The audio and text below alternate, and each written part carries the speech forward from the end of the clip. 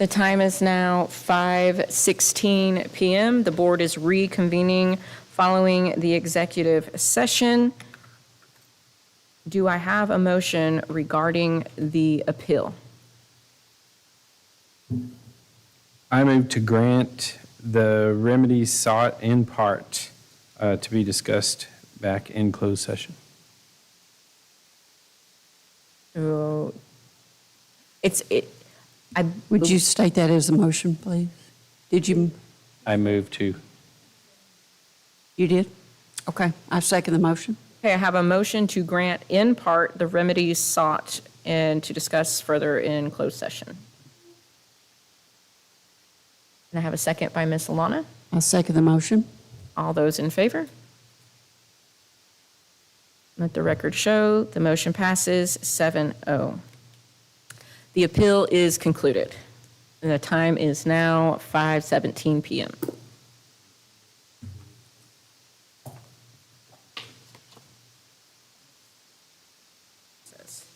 Okay, the time is now 5:18 PM. I call this meeting, the Granbury Independent School District, to order. Let the record show that a quorum of board members is present, that this meeting has been duly called, and that notice of this meeting has been posted in accordance with the Texas Open Meetings Act, Texas Government Code, Chapter 551.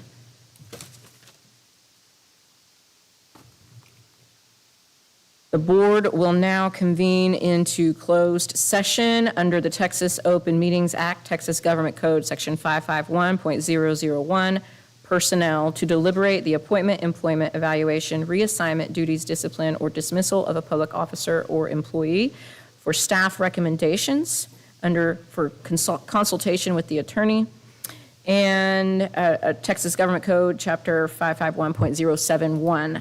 The time is now 5:19 PM.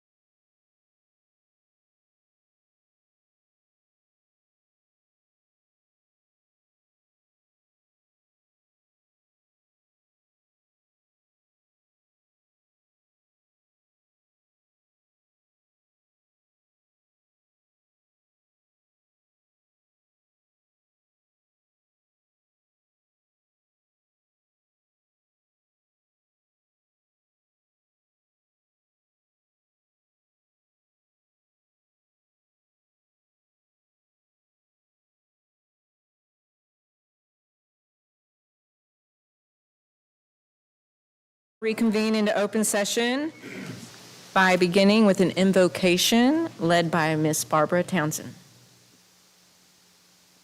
Please bow your heads. Dear Father God, bless our graduates as they begin the next chapter of their lives at the end of this week. May the knowledge that they have gained serve them well. Lord, be with the rest of our students and our staff who will be away from us this summer. Keep them safe. Protect them physically and emotionally. I ask you also to be with our legislators. May they open their eyes to the needs of 5.5 million students in their public education schools. Tonight, give us wisdom during our meeting so that all decisions made will be for the best for our students and our families. And we ask this all in Jesus' name. Amen. Thank you, Ms. Townsend. We will now have the pledges led by our MCJROT seniors and the national anthem sung by the AMS Varsity Treble Choir. Please stand.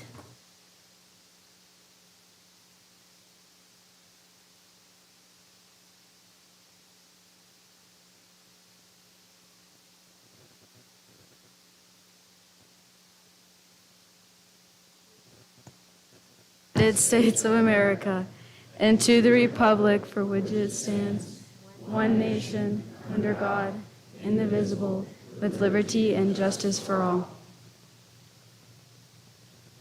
Honor the Texas flag. I pledge allegiance to thee, Texas, one state under God, one indivisible.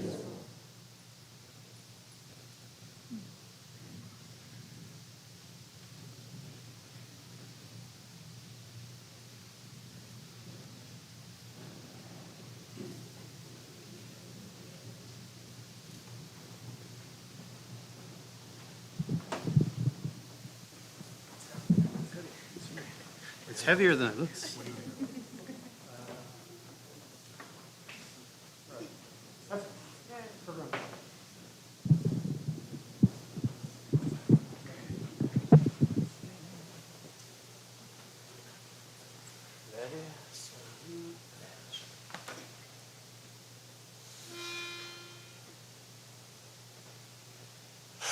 Oh, say, can you see by the dawn's early light what so proudly we held at the twilight's last gleaming, whose broad stripes and bright stars through the perilous fight o'er the ramparts we watched were so gallantly streaming, and the rocket's red glare, the bombs bursting in air, gave proof through the night that our flag was still there. Oh, say, does that star-spangled banner yet wave o'er the land of the free and the home of the brave?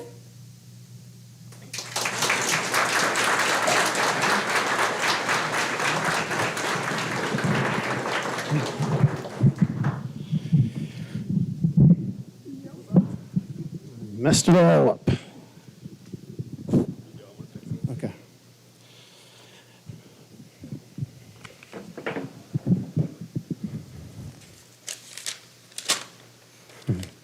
Administrators, school board members, parents, students, and community members.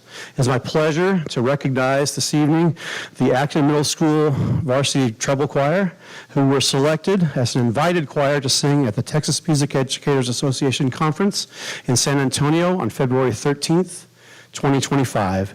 They were chosen through a rigorous screening process that included submitting 15 minutes of recordings from the last 3 years and evaluations by 2 professional listening panels. They are one of only 2 middle school treble choirs selected to perform at the convention this year. Over 30,000 people attend the TMEA conference, which showcases the finest choirs, bands, and orchestras in the state of Texas, which, as you might surmise, is the envy of all other 49 states. To be designated an invited choir or an honor band is the pinnacle of achievement for any choir or band program in our state and puts our program in elite company. This is the equivalent of a state championship for a school band or choir. It is the envy of all other 49 states. To be designated an invited choir or an honor band is the pinnacle of achievement for any choir or band program in our state and puts our program in elite company. This is the equivalent of a state championship for a school band or choir. Did you catch that part? It is the envy of all other 49 states. It is only through the combined support of the community of Granbury and the Granbury Independent School District to adequately fund and adequately staff our fine arts programs that this level of achievement is possible. Thank you for your continuous support. The theme of our program was Legacy, which paid homage to both the current and former students of the Varsity Treble Choir, all combined support of the community of myself, Rebel Walters, and School District, Adam Ross, Director Emeritus Christine Bridges, Lori Goss, and Alicia Campbell. For students of our program, you might know one of these names. Legacy. The choir program at Granbury ISD is proud of our heritage and the legacy we leave our students. Granbury High School Choir has previously sung at the TMEA convention 3 times. In 1996, under the direction of Duncan McMahon, in 2000, directed by Joy Hope, and most recently in 2022, the Varsity Tenor Bass Choir, directed by our own Miss Kendra Fisher. This is the first time a Granbury ISD Middle School has been chosen. Therefore, it is my honor to present to you the Acton Middle School Varsity Treble Choir. I think you will agree they are the best.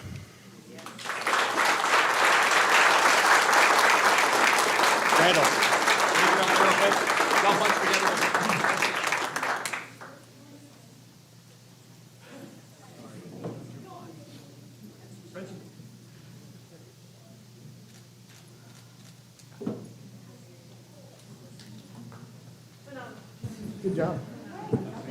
Yes, great job. And if we have any parents in the audience, please stand to be recognized.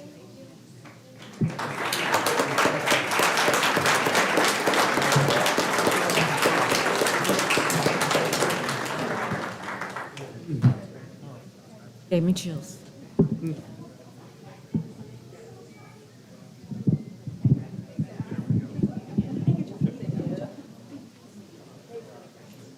Okay, next up, we have our MCJROTC.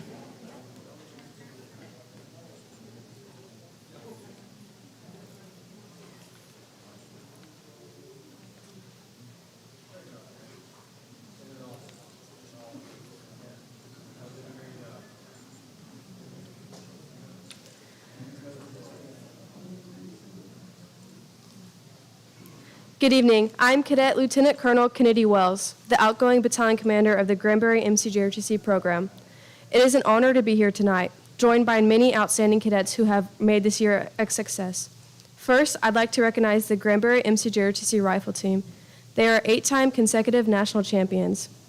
Please join me in celebrating the members of the national team. Cadet Sergeant Major Viola Allen,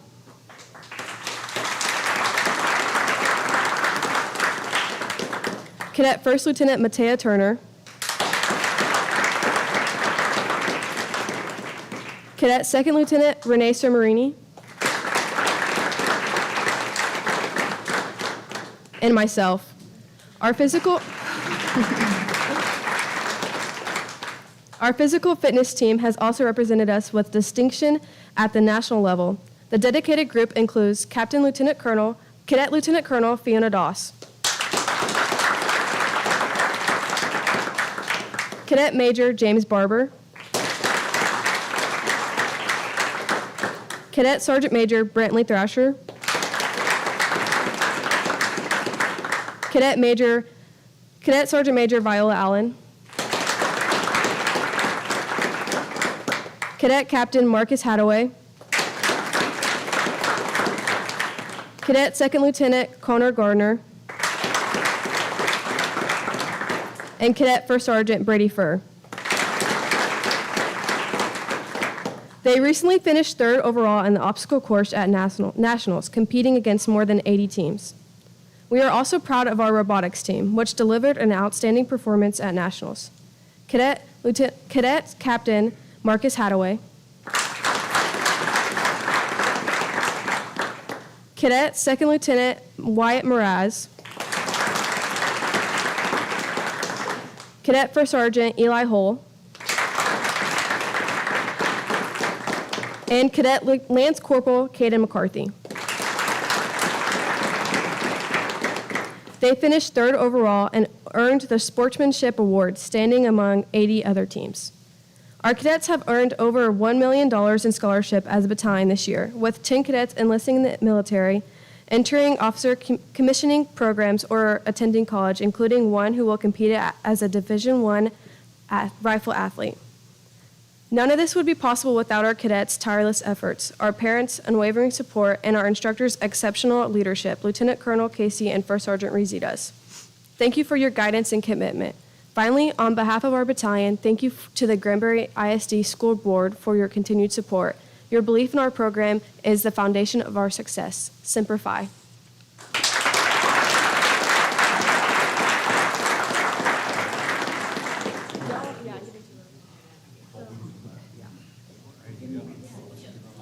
There you go. Kind of get between shoulders so I can see everybody's heads.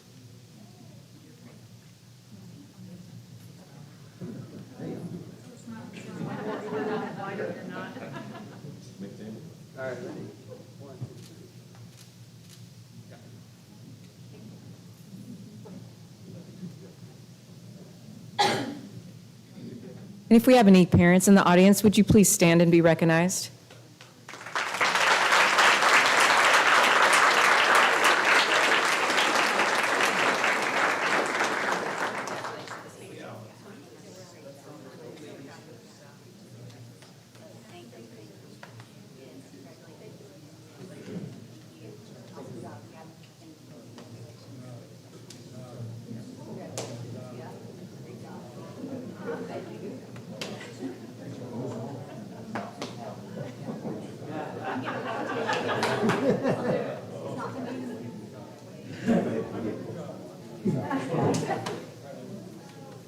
Okay, our next recognition is the J.C. Campbell Memorial Day Essay Contest winners.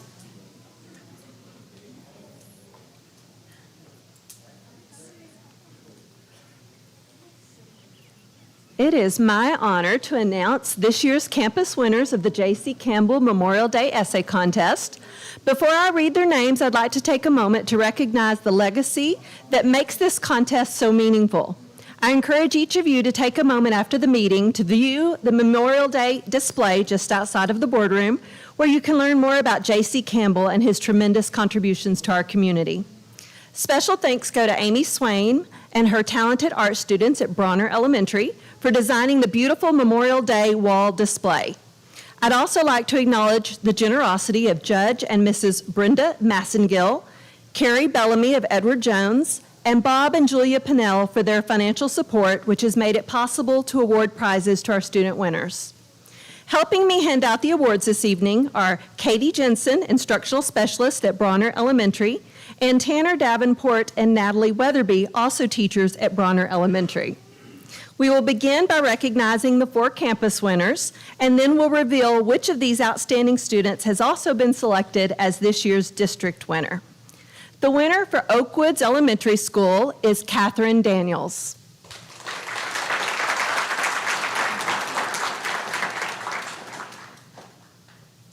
The winner for Acton Elementary School is Aniston Goodman.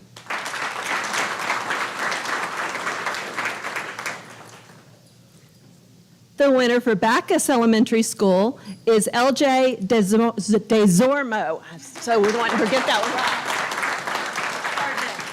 I even practiced that one half of the day today. And our campus winner for Bronner Elementary, who is just now finding out she is also the district winner, is Zoe Hernandez.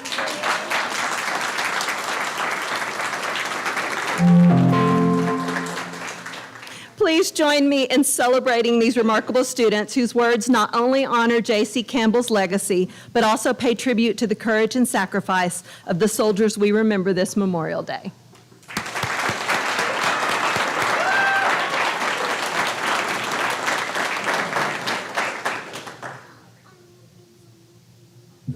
And if we have any family and parents in the audience, would you please stand and be recognized? There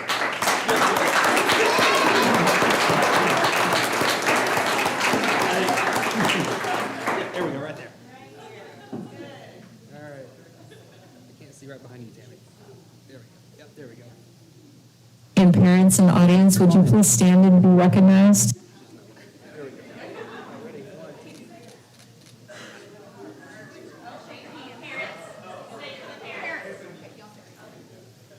That's our technology glitching, not me.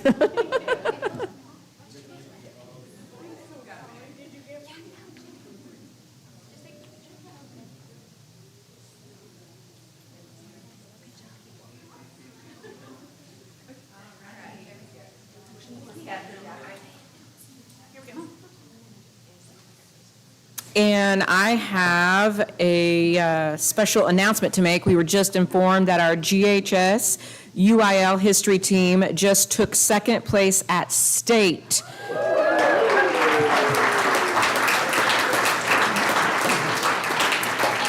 Individually, Quinn King placed third and Cameron Ward placed sixth. The team was made of Quinn King, Cameron Ward, Peter O'Carroll, and Carly Jo Burnfield. Congratulations.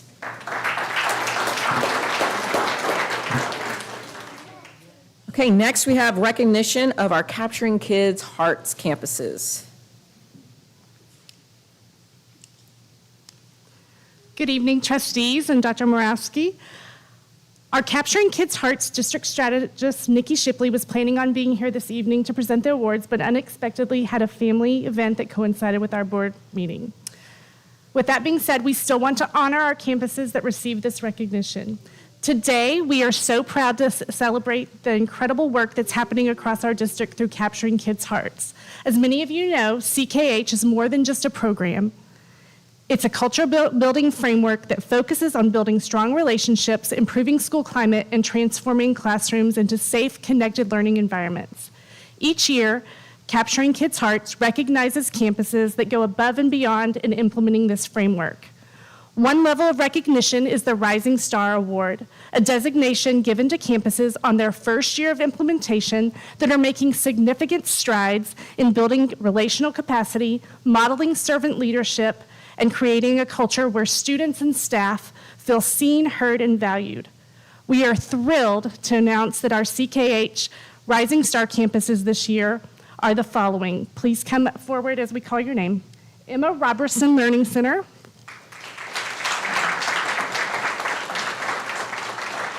And Ms. Lambert brought the award that CKH sent to each campus. It says, if you have a child's heart, you have a child's mind. So we wanted to show that off.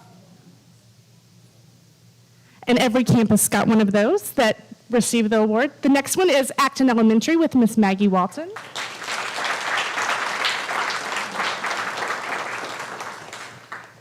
Bacchus Elementary, and we have process champions from Bacchus, Sam Briscoe and Chelsea Dawes.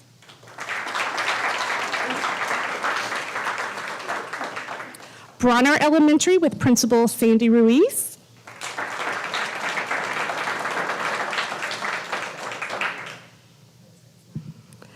Mambrino Elementary with Miss Ship.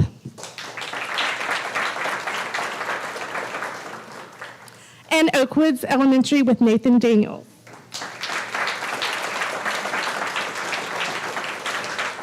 We're so excited that these campuses are all connecting in their commitment to leading with heart. There's even a bigger honor that we want to recognize right now. That's being named Capturing Kids' Hearts National Showcase School. This recognition is awarded to top campuses in the country who fully embody CKH process with fidelity, consistency, and transformational impact. We are proud to announce that one of our very own campuses have received this distinguished recognition. Please join me in welcoming Margaret Rodriguez and help us congratulate Stars Alternative High School for being named the 2025 National Showcase Campus. And she's wearing her, and she's wearing her shirt that they sent her. They gave a big banner and all sorts of stuff. So Next year, yes, ma'am. Yes, we can have that next year. We're incredibly proud of the progress we've made as a district and look forward to doing bigger and better things next year.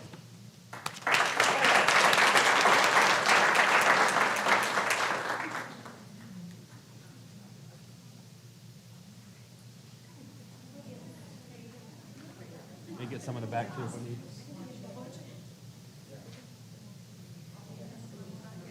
We gotta get Carla and Tracy in there. There we go. All right, ready?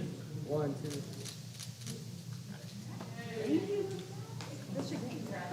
Thank you. We're so incredibly proud of all the work that our campus staff and admin put into this program and our kids.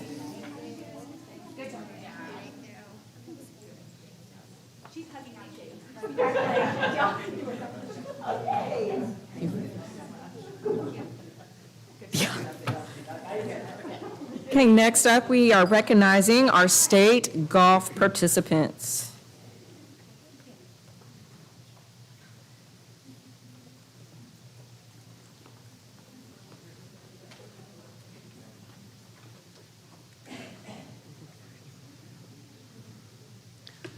Dr. Morosky, trustees, we're here to honor Riley Ronashek, and I'm just going to go over a little bit of what she did this year. They moved here from California. This was her one and only year with us, and we are very sad about that because she's been amazing. But what she did this year, she was part of our district runner-up team. She was first team all-district. They earned a spot to the regional tournament, and from there she earned a spot to the state tournament. And so we just want to thank her for being with us this short period of time. She's going to be attending the Oklahoma University, correct? And she's going to be a pilot. And she's already working on her pilot's license.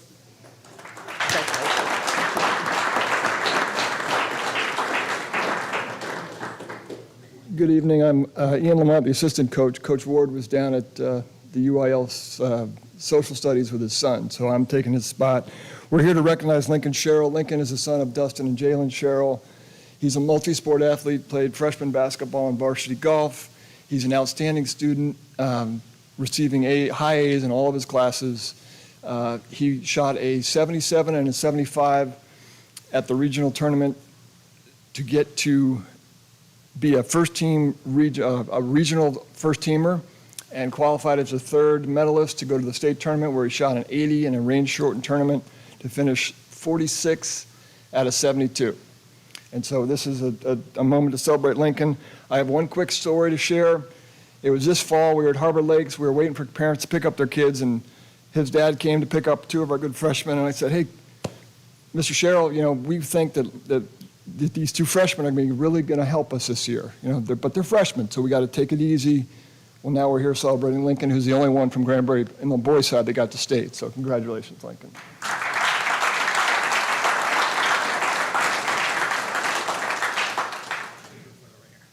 Congratulations, and if we have any parents and family in the audience, could you please stand so we could recognize you as well?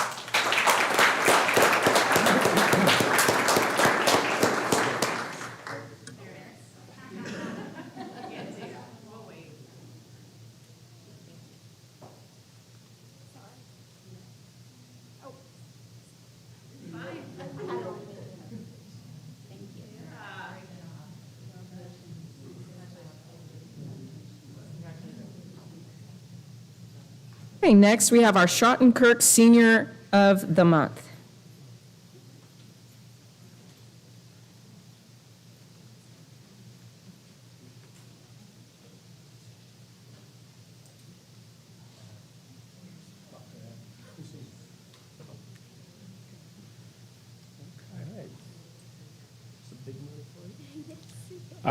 Good evening, board. Brian Thompson with Charlton-Kirk can't make it tonight, but it is my honor to present Jocelyn Berry as Charlton-Kirk Senior of the Month of May. Jocelyn has been in the engineering pathway all the 4 years. She has participated in advanced classes. She is ranked 5th in her class. She's involved in several extracurricular, NHS, AVID, and she has been the treasurer for the Junior Optimist Club for the past 2 years. She has logged over 200 hours of community service and her high school career.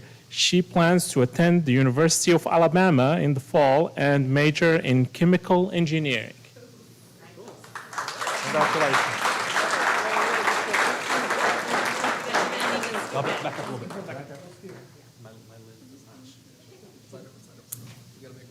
And any parents or family in the audience, please stand so we can recognize you as well. Oh. We got more. Thank you so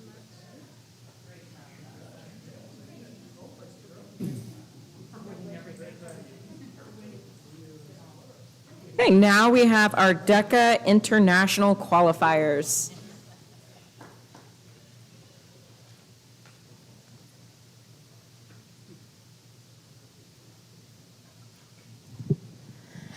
All right. Board Trustees, Superintendent, JSD, and everybody. Back in November, we always come for DECA month, and I told you great things were happening. We just didn't know how great it was going to be. So this year at DECA, we have broken all school records. In January, we took 51 to district, which is the most ever. I didn't think we'd get 10 to state. We got 23, which is the most ever. And then at state, our sales project team were points away from making international, but that didn't stop us. So there's a program with DECA, and it's called School-Based Enterprise. It's a certification you get. It's a 5-year certification. The first year, we have to write a 50-page paper on 10 standards set forth by the national office. So 3 years ago, we wrote that paper, and then every year within that 5 years, you have to write a 25-page updating paper. So in January, we submitted the 25-page paper. They recorded a video. They were selected by the Texas DECA to represent Texas at the SBE School-Based Enterprise competition in Orlando. So we go, and what they do is a little bit different. You attend an academy the first day, so like a conference. These two guys, Hayden and Reese, they attended. They got to network with other SBEs across the country, well, internationally. I have to think about it. We're still in the United States. There were 807 SBEs represented at this competition. On Monday, they competed. On Tuesday morning, we learned if they were going to make it to finals. There were 25 teams that were going to move forward to finals, and they were selected as a finalist. So while they were calm, and at breakfast, cool as cucumbers, I'm the one freaking out and shaking and going, oh my gosh. So they went and they competed, and we ranked somewhere between 25 and 11 in the world. So that is the best finish that Granbury has ever had at the DECA competition. So these guys, pretty proud of them. Reese is our DECA president, and Hayden is our store manager. So they went up there and they were pretty impressive. So I'm pretty proud of this year. We've had a record-breaking year. We're already prepping for this year. While I'm up here, I just want to thank our parents, the Hunts and the Myers. They have whatever we needed, they were there. And Danny Guidry, he was our chaperone that helped me when I'm lost in Anaheim or Orlando. I'm sorry, it's in the school. Have y'all taught seniors before? So, pretty proud to present to you the top 25 in the world, the Anchor Store, and Reese and Hayden.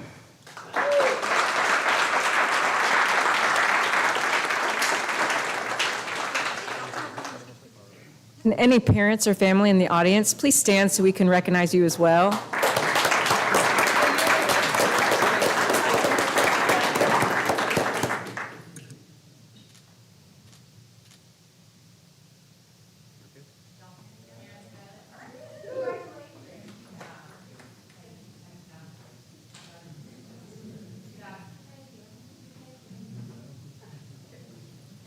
Okay, next we have our recognition of our valedictorian and salutatorian for Granbury High School.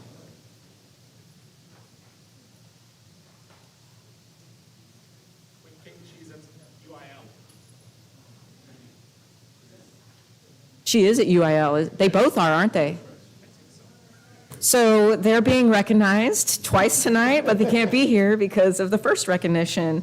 Okay, so I'm going to change something up. Before we do the superintendent's report, we're going to go ahead and go into public comments and then consider action and items discussed in closed session, and then we'll do our superintendent's report after that.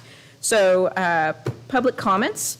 We've had 4 people sign up to speak tonight. Our first speaker is Patty Sisko.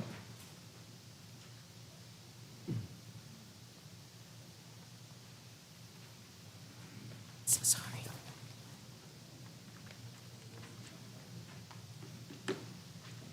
glasses.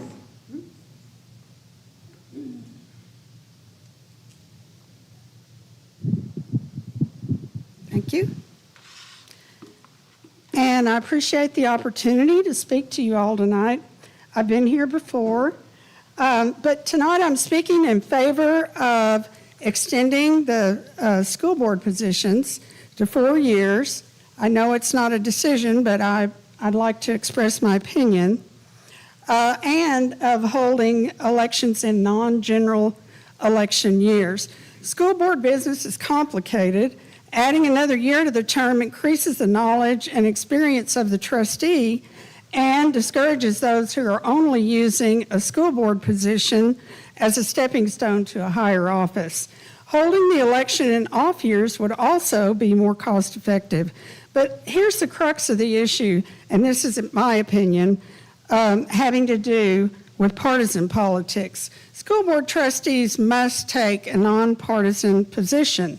The goal in public education is to support all students and staff at GISD regardless of personal politics, period. I was reminded of that fact when I applauded the students here tonight. I don't know what their politics are. I just know they're great kids. Political grandstanding has no place in school board business. I wish the Texas legislature would remember this. Instead of spending precious time on worthless bills like furries in schools, it's a non-issue. They need to focus on the funding crisis that we're dealing with right now. I like to work the elections. Here's what I observed in the last general election at the poll where I worked. Most voters were there to vote for president, and the majority of the voters were there to vote a straight Republican ticket. To be honest, most of them had no idea who the school board candidates were. But some candidates, I think, took advantage of the fact that by adopting a platform based on their conservative values, claiming their opponents were too woke, and in the same way, campaign signs touted conservative values, and they were closely aligned with Trump signs. I thought it was a nasty campaign. Such partisanship polarizes our community, and it turns the school board meetings into a three-ring circus and stands in the way of really vital, important decision-making. We're facing our whole state an economic crisis that will require school board to make some really tough budgeting and curriculum decisions in the best interests of educating every single kid in this community, and I think the community supports that. I can teach values and ideology at home, but I can't teach calculus and even how to play the flute when I'm marching in formation. Extend the trustees' tenure and commitment to excellence in education and focus on what's best for kids. Ditch the politics. Go Pirates. And I have to leave. I'm planning a graduation party. Thank you, Ms. Sisko. Our next speaker is David Rogers.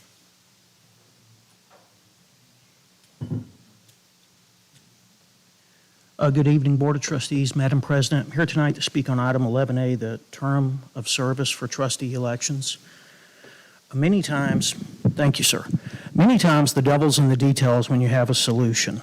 I'm not opposed to going from 3 to 4 years. What I am opposed to is doing this in off-year elections. You said it's going to reduce it so voters only have to vote every 2 years for trustees, but it's going to make it so all the members of the community, if they want to vote, have to vote every year on some positions in the community. If you look at the last 2 election cycles, when it came to midterm and presidential elections, the voter turnout was an average of 25,000 to 26,000 voters. In off-year elections, the average was 5,000 to 6,000 voters. So this is going to suppress the voices of taxpayers, working parents, and families. I'm really troubled by this proposal of yours, Trustee Townsend, for a lot of reasons. The First Amendment is precious. Men and women died and gave their lives for us to have the First Amendment. This is the third time in the last 3 years that I've witnessed that you either benefited from or attempted to thwart the free election of the voters of Granbury. In 2022, the first full year when I moved here, WFAA reported that their phone calls and emails that they made in September were not returned until after the November election. That gave you, the incumbent, the election. Mr. Wimberly was not an incumbent. He was not on the board before then, but he's pro-tax and spend policies were widely advocated. Then there was the demographic study. You knew this data back in December of 2023, but you went ahead with the May 2024 bond election anyway. The voters should have had that information beforehand. Now you're going to make this to where instead of having a 25,000 voter turnout, it's going to be around 5,000 voter turnout. What that does is give permanent control to the special interest groups on the left that want to rubber stamp massive tax and spending increases. You also said that this was going to increase efficiency and increase effectiveness. Again, I'm not against the 4-year terms. Doing this in off-year elections where you only have, this is going to make sure that people like Karen Lowry and Tim Bolton, people that think for themselves, they ask questions about what's best for our kids and about conduct going on inside the administration building, you're going to see to it that those kind of people are never elected on this board again. You said that all the other school districts and all the other ISDs, this increased the efficiency and effectiveness when they went to off-year elections. Do you realize that according to the Texas House Education Committee and the Texas Education Agency, that this year in January, only 24% of 8th graders in the state of Texas can read and do math at grade level because they implemented the kind of policies you're recommending where they only do off-year elections to where the only people that are represented at the voting booth are people that want massive tax and spending increases. GISD's revenues have increased over 56% the last 6 years. The enrollment only increased 13%. Mr. Whitfield said that, as our board president, Ms. Gore, has stated that there's about 600 students after COVID that didn't follow the checkup. It's even worse statistics if you take all that into consideration. Thank you, Mr. Rogers. Our next speaker is Don Johnson.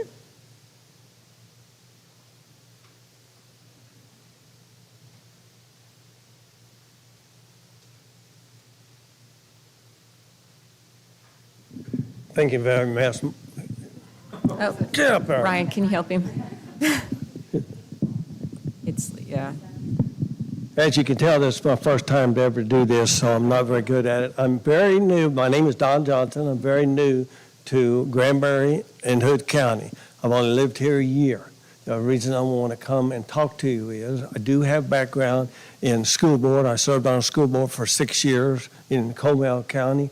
Also served as an election judge and also as a precinct chair. So I'm involved in politics, my whole thing. And the reason I'm coming in is I want to talk about elections. The vote on this table is not just to change for 3 to 4 years. You're changing to the type of election. We have 2 major elections. One is called the presidential, the other I call the governor's race. It's a state election, okay? That's 60 to 70% of the people vote in those 2 races. That's a vast majority of the people in Hood County. Now, if you go to off-year election, which is being proposed, as I understand it correctly, you're down very small to less than 14 to 20% of the population that will elect the people. The way you have it now, I don't like it, because you got some being voted very high, some very low. So if you ran an off year, you got a boom, because you didn't have to work very hard, because there's very few people that turned out. So I think you got to change it to presidential, and I call it the governor's election. Governor's on one election, another 2 years, the president election.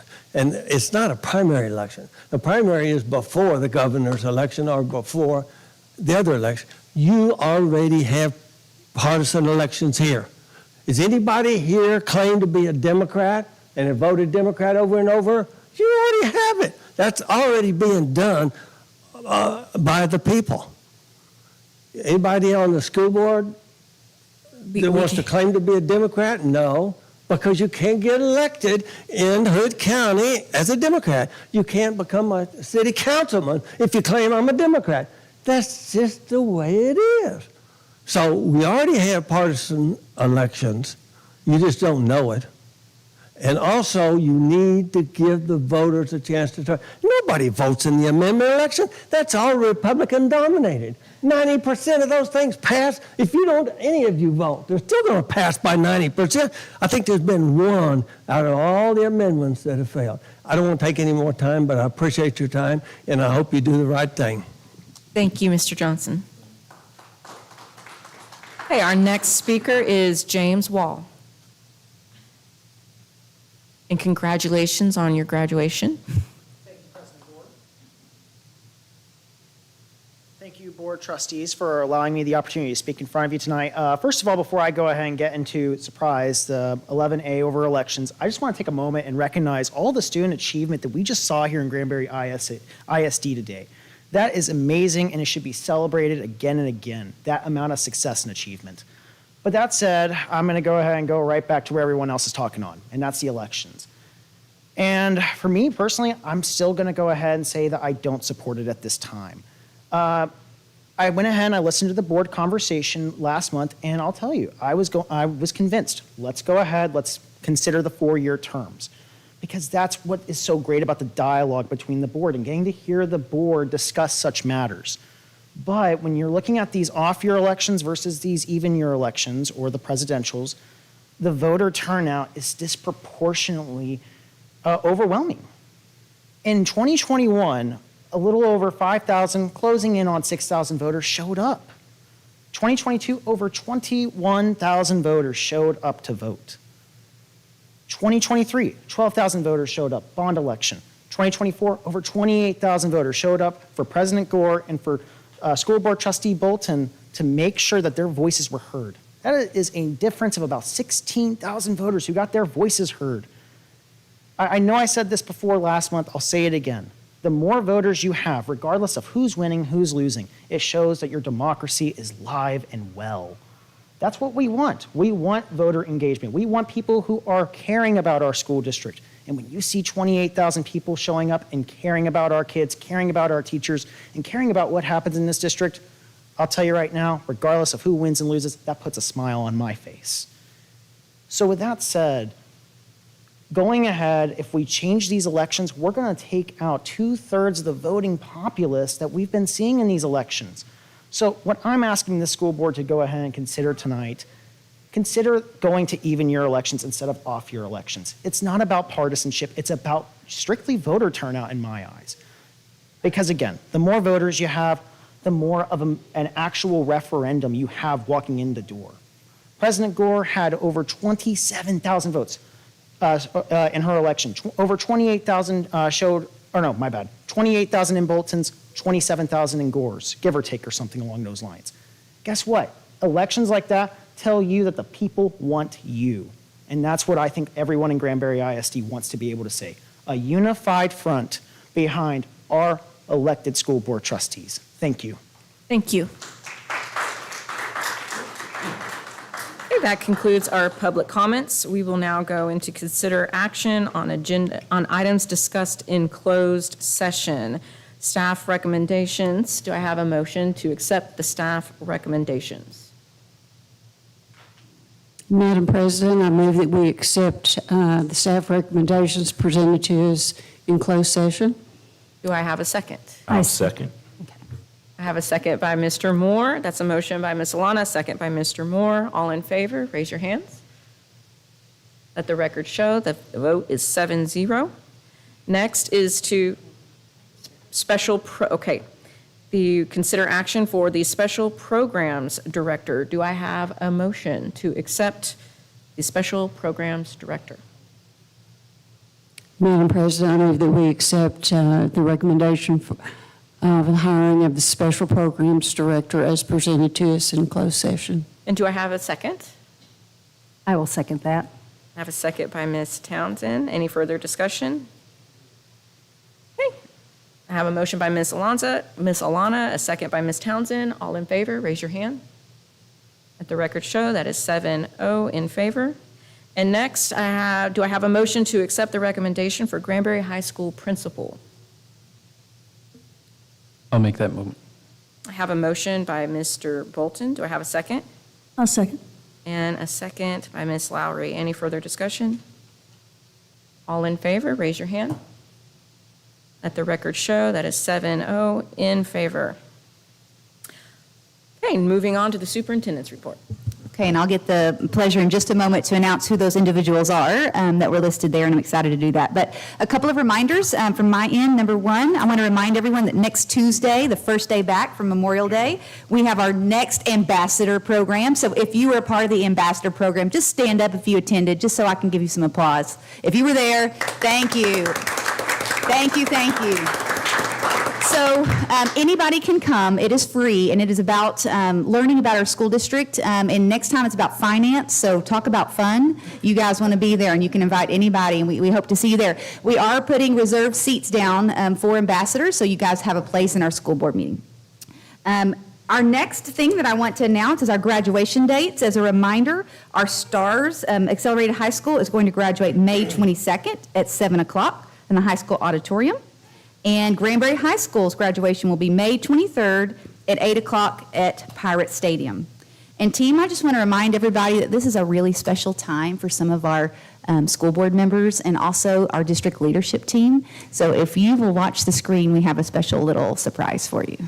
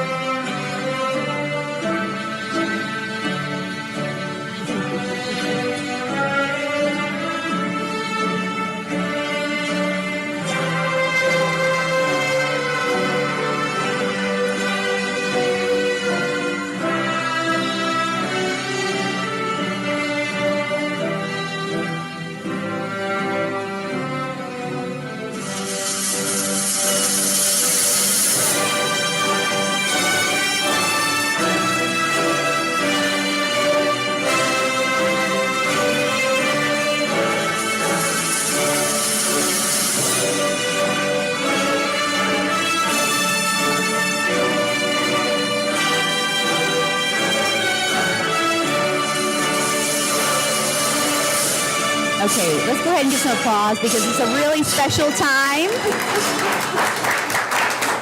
And I always think when people ask, do they really know what's going on? Yes, they do. All of these people have seniors right now. They know what it means. And so it's a special moment. I want to make sure and acknowledge that. Okay, so I have a couple of fun announcements. First of all, I want to announce that we have a new director of special programs. And Jennifer Anderson, are you in the audience? Okay, there she is. Okay, I didn't see you back there. Okay, do you mind coming forward? You don't have to speak. I won't make you speak. But all right, so I'm pleased to share that Jennifer Anderson has been appointed as Granbury ISD's new Director of Special Programs. Jennifer brings more than 20 years of experience in special education and leadership roles across multiple districts.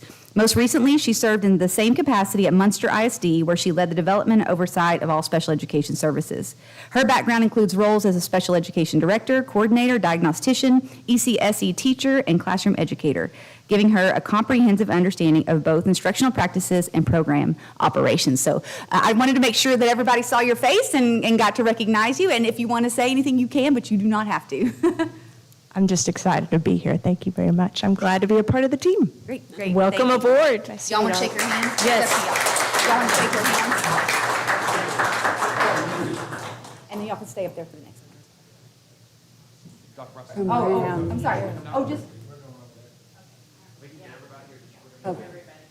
Come on down.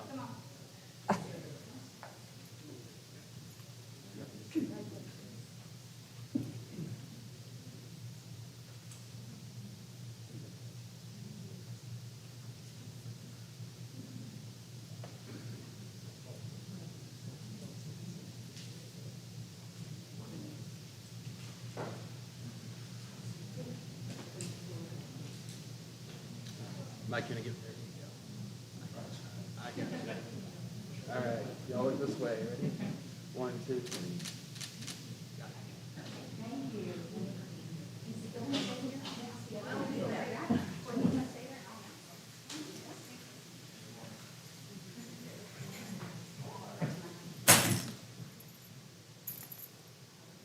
Okay, I'm also pleased to share that we have selected Dwayne Fish as the new principal of Granbury High School. Mr. Fish, do you want to come to the podium?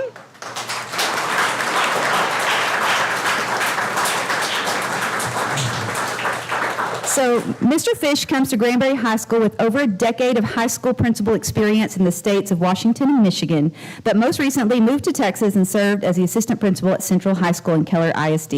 He also has a 19-year career in law enforcement, serving as a detective, public information officer, and patrol officer. Welcome to Granbury High School, Mr. Fish.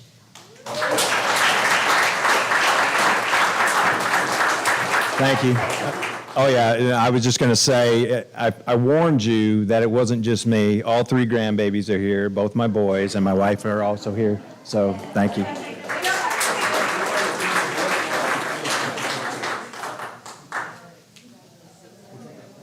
that photo and then take their family photo.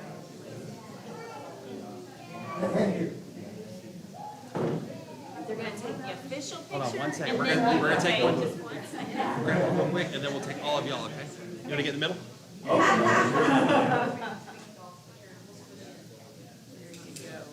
right, ready? Ready, 1, 2, 3. All right, got it? Now let's get your family in. We'll take a family with just you.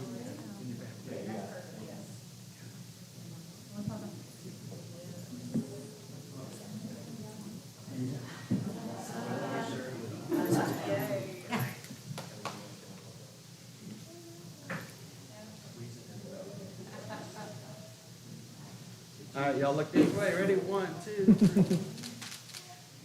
Congratulations.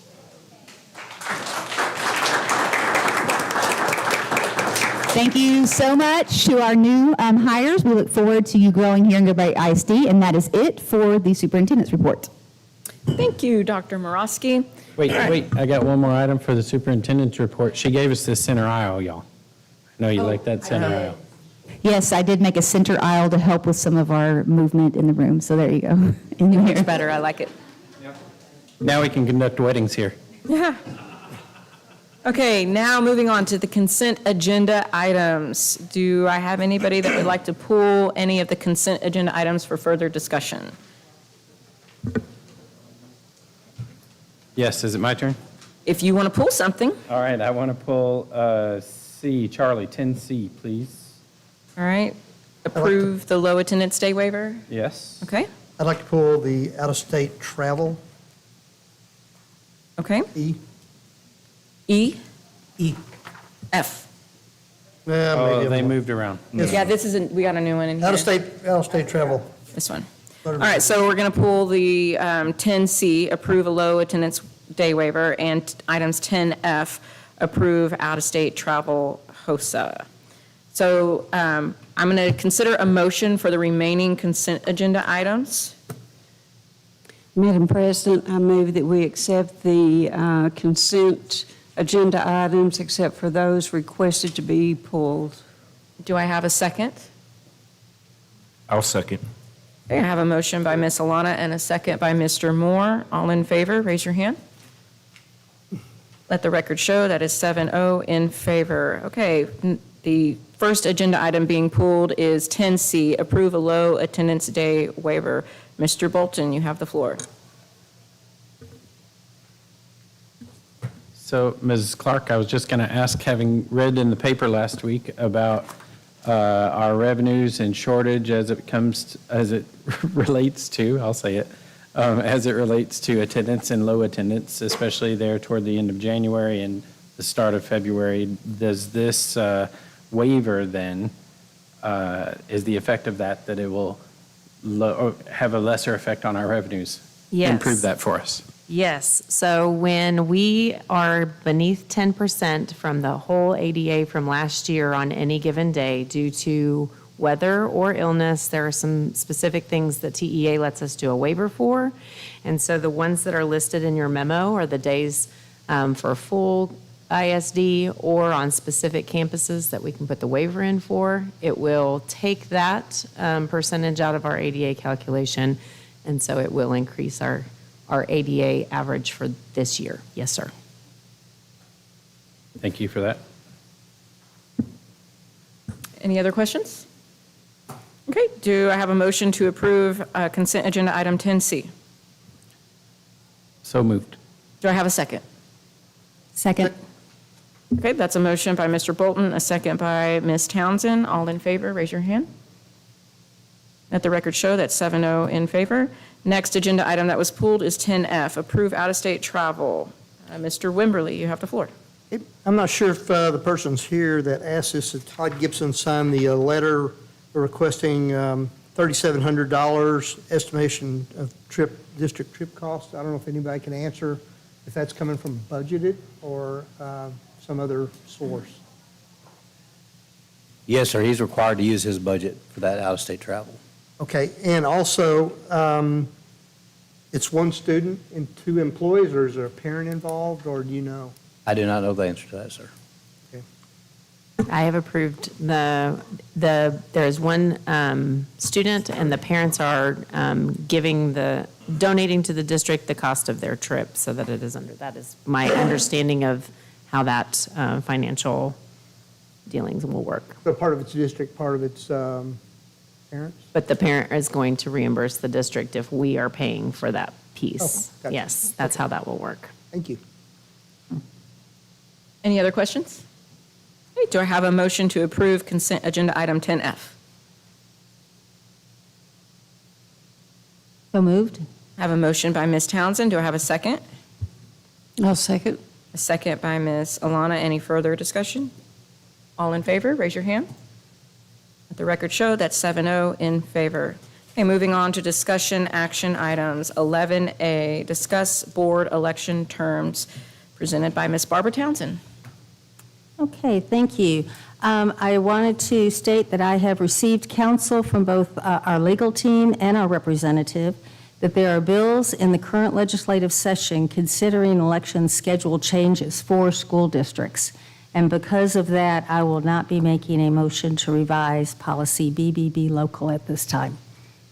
Okay, thank you. So we're essentially pulling this. Since it was a discussion before, it's not a rescind. It was never a motion. A motion. It's just we aren't going to do this at this time because we don't know if it's going to even be a possibility. With legislation pending. Yeah. Exactly. Well, I would like to say I appreciate the way that y'all brought this to us to discuss first and give the community ample time to weigh in on so we could hear all voices in the community and give the board time to reach out and do research like that and find out more information. So I really appreciate the way that y'all went about bringing this agenda item to us and letting the community weigh in. So thank y'all for that. I do appreciate all the constructive comments that were made by the community. It was very helpful, and we will go forward doing the best we can for Granbury ISD. Okay, thank you. So no action on 11A. Next item is 11B, discuss a nomination to fill the vacancy on the Johnson County Appraisal District Board, presented by Ms. Dr. Courtney Morosky. Yeah, we got notified from the Central Appraisal District of Johnson County that there's a vacancy due to resignation of an appointed member. They let us know that we have 45 days to nominate a candidate to fill the vacancy. We did include in your binder the name of someone that we know is running. We are not endorsing that candidate, but just to have you have that name, and then you guys can, if there's any other nominations, we can go forward. And that was David Carmy, correct? The name that we have is David Carmy. Okay. Do I have a motion to accept a nomination to fill the vacancy of the Johnson County Appraisal District Appraisal District Board? I'll make that motion. What motion are you making? Who are we nominating? Oh, I thought you were just opening it up for nominations. Yes, well, yeah, I'm opening it up. Okay. Do I have any nominations? Can we discuss it a little bit? Well, motion Yeah, second, then we Motion. discuss. Yep. Okay. Yes, then I'll go forward with David Carm. David Carmy? Thank you. Okay, I have a nomination for David Carmy. Do I have any further nominations? Okay, do I have a motion to accept David Carmy as the nomination to fill the vacancy on the Johnson County Appraisal District Board? You mean a second? A second, I'm sorry. Okay. I have a motion by Mr. Bolton. Do I have a second?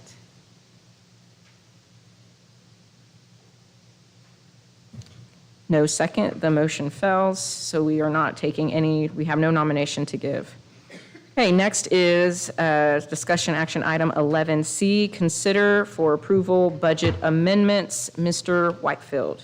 Thank you, Madam President. Board, in front of you, you do have budget amendments for this month. You have two budget amendments. One is for the child nutrition program.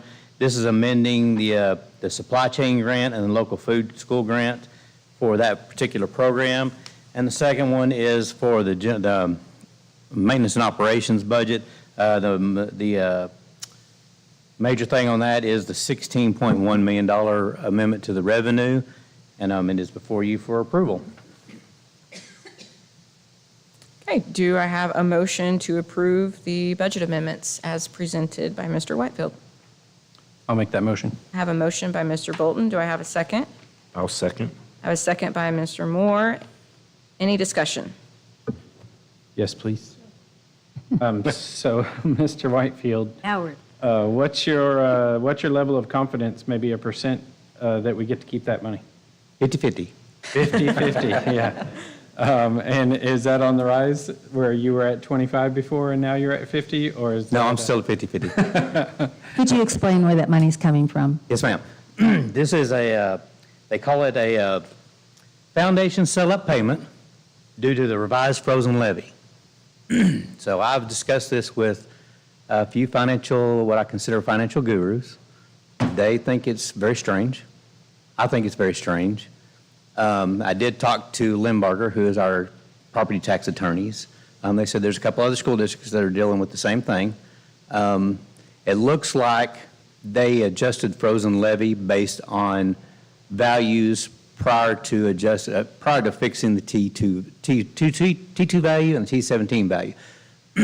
Having said that, this is the audit that we filed back in that year, 23-24, about sometime just a little bit after spring break, to adjust our property values. The software system that 3 of the 4 CADs that we use neglected to take into consideration frozen levies. So this is where that money is kind of coming from. However, TEA didn't adjust the T values when they made the adjustment.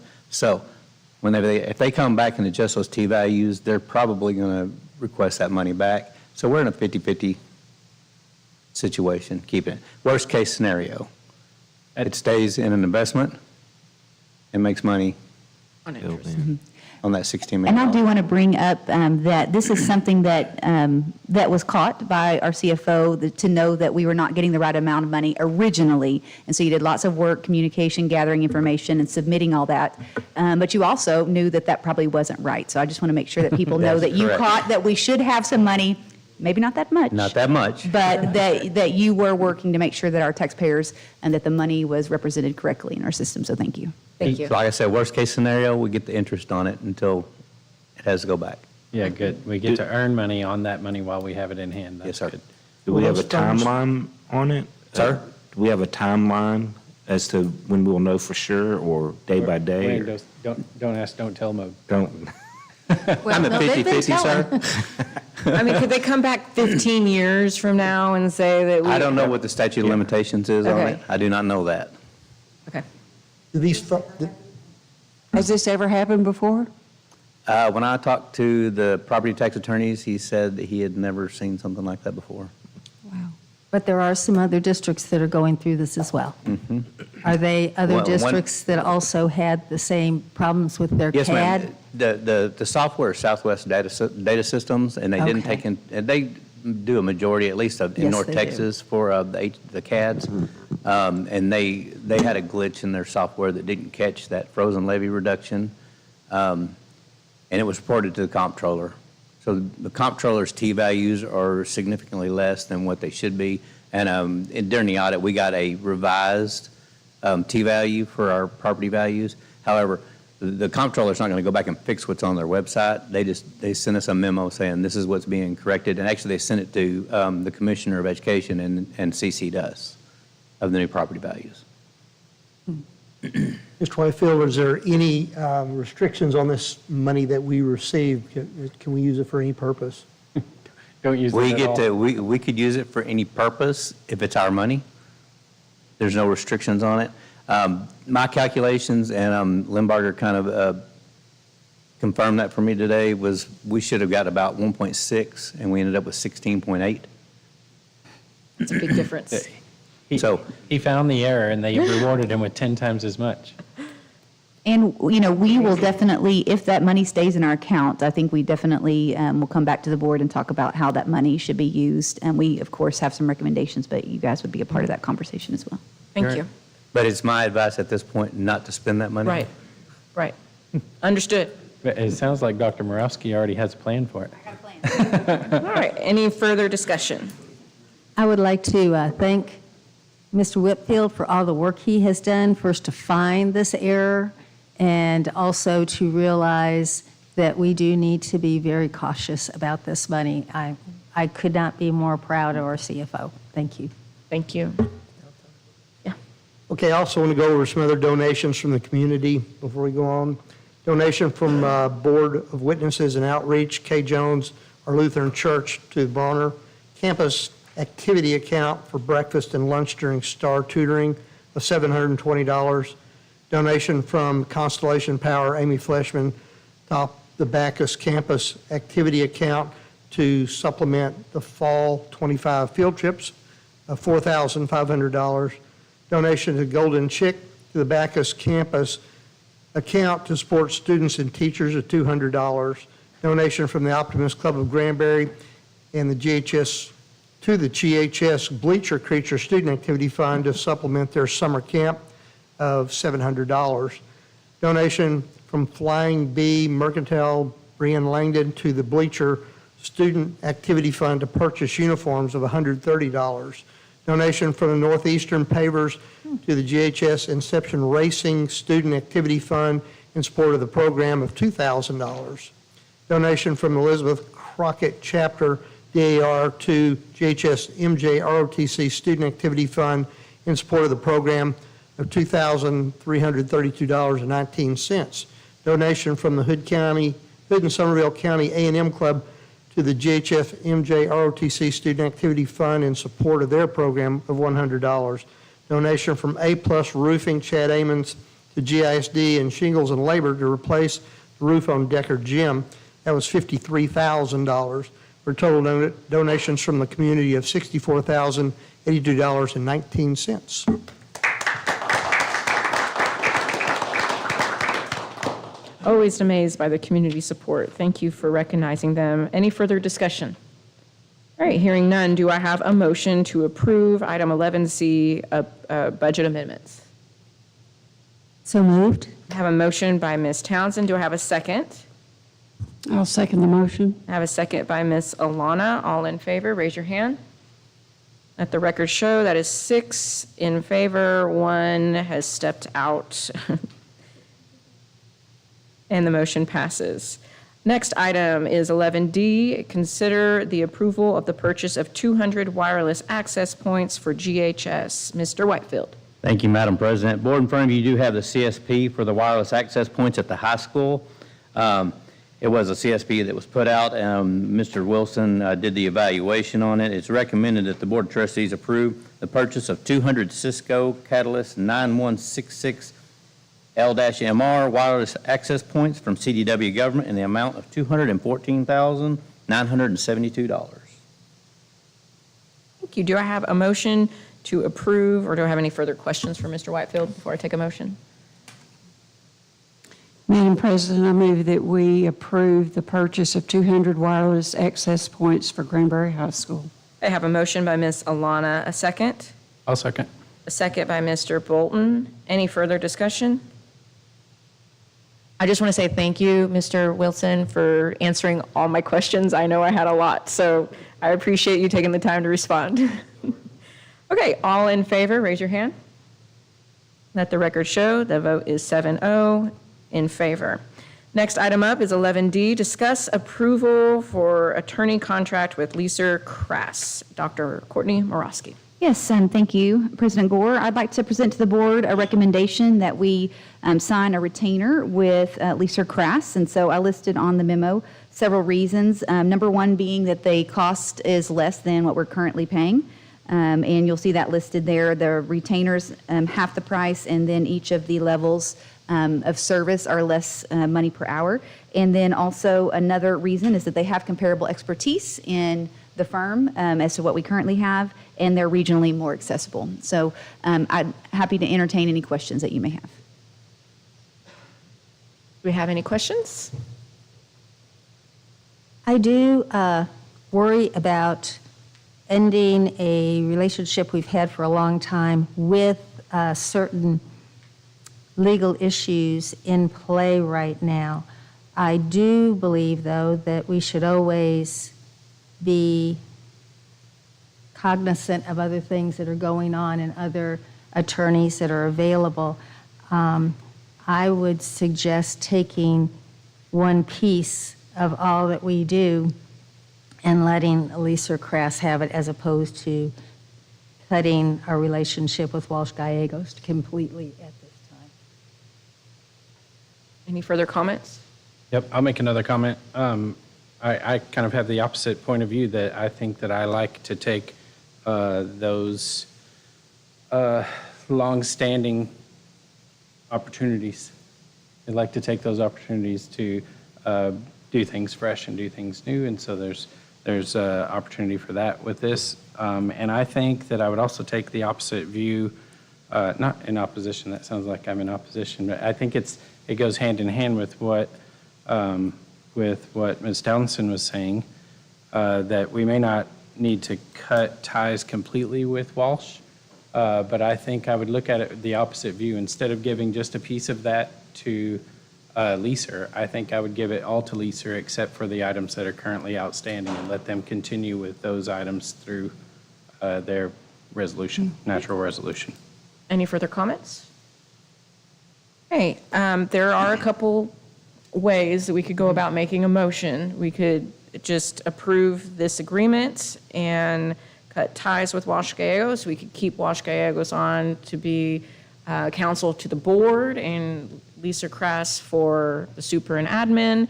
We could do one of the two options that Ms. Townsend and Mr. Bolton made. So there's a couple different ways that the board can go, and I am willing to entertain a motion by any of y'all for any one of those things.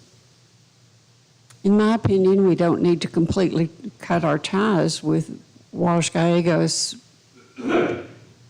because we do have such a history with them and they are so familiar with our district. I would hate to cut ties with them completely.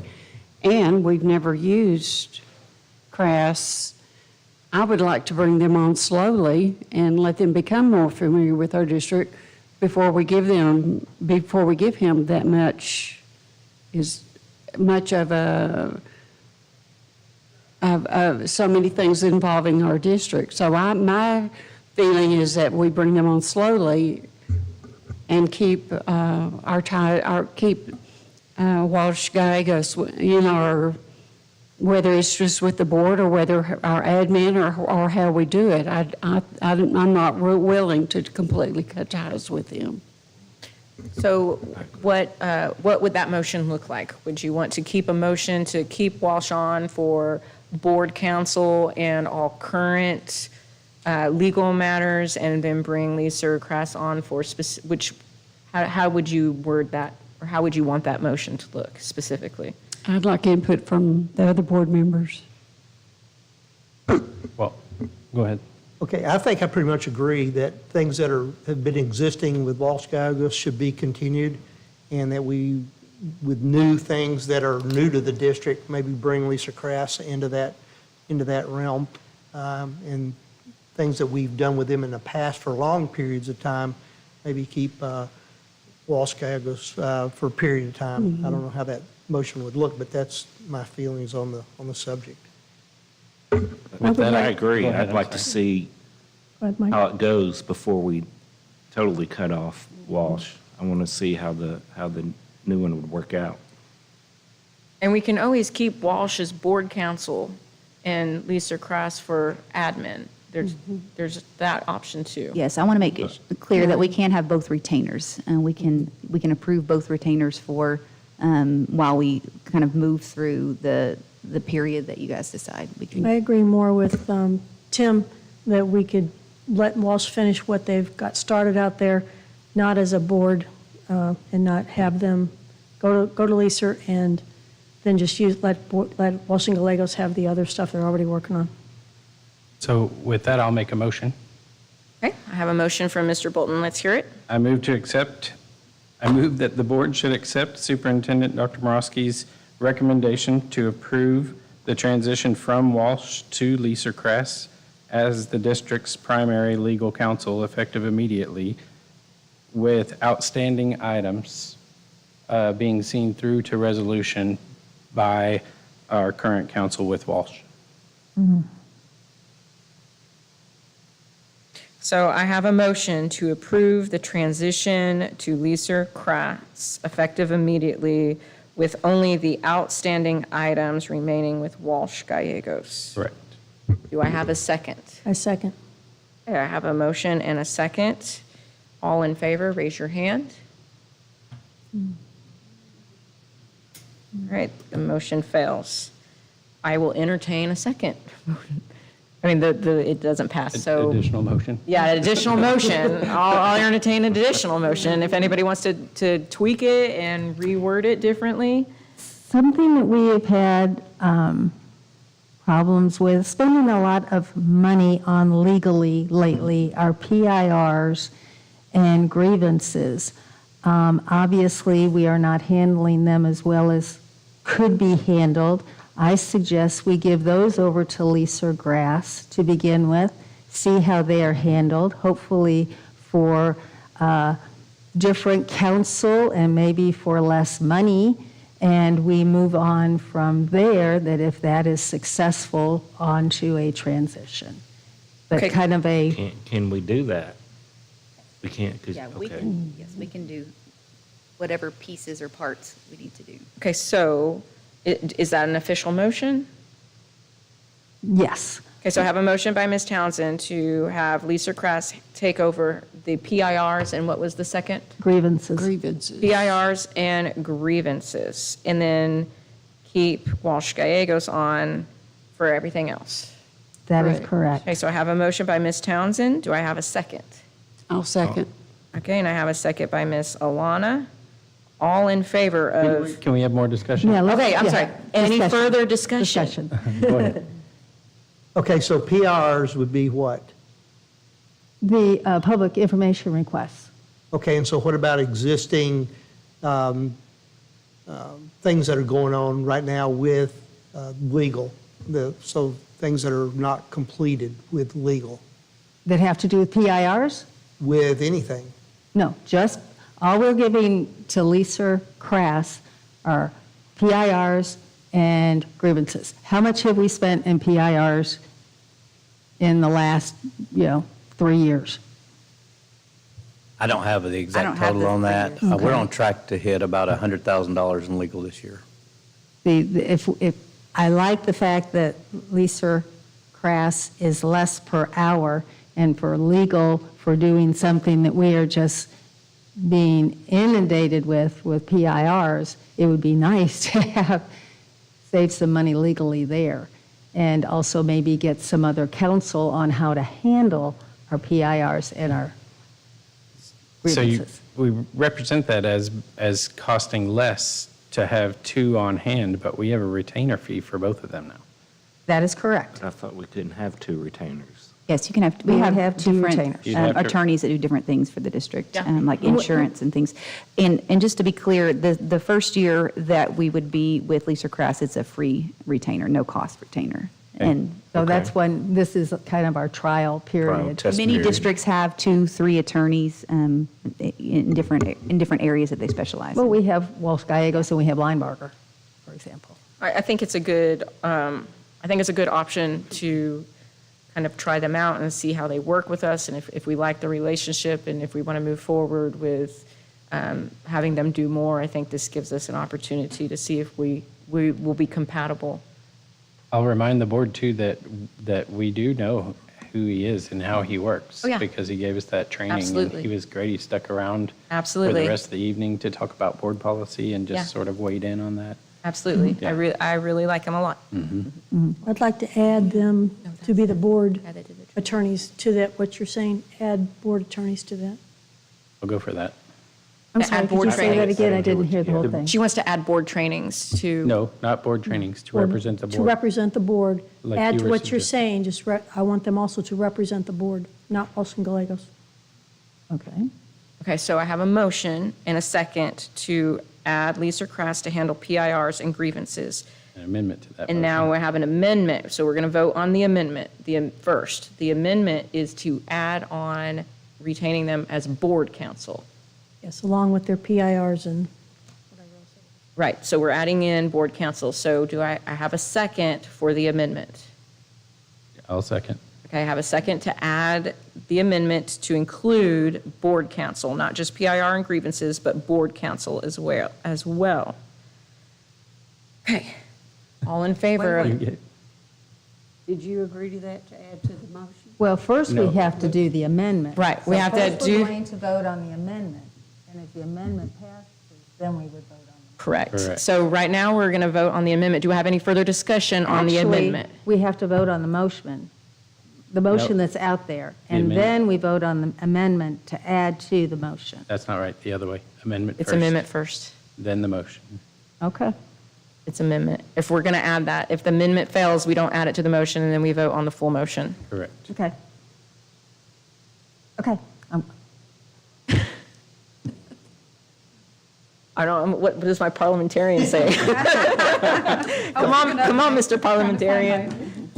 I think you're correct. I think you I have to think vote you're on the correct. amendment. We vote on the amendment. You have to go up And the then ladder. If that Yeah, you amendment build is up and come approved, down. then we Correct. vote. And then you come back Take down it as a again. whole. Okay. So we are now voting on the Do I have any amendment. further discussion on the amendment of adding Lisa Kress to also represent the board? I think that was a good suggestion. Okay, hearing no further discussion, do I have, all in favor, raise your hand. Raise your hand. Raise your hand if you are in favor of the amendment to add having Lisa Kress represent the board. Not ready for that.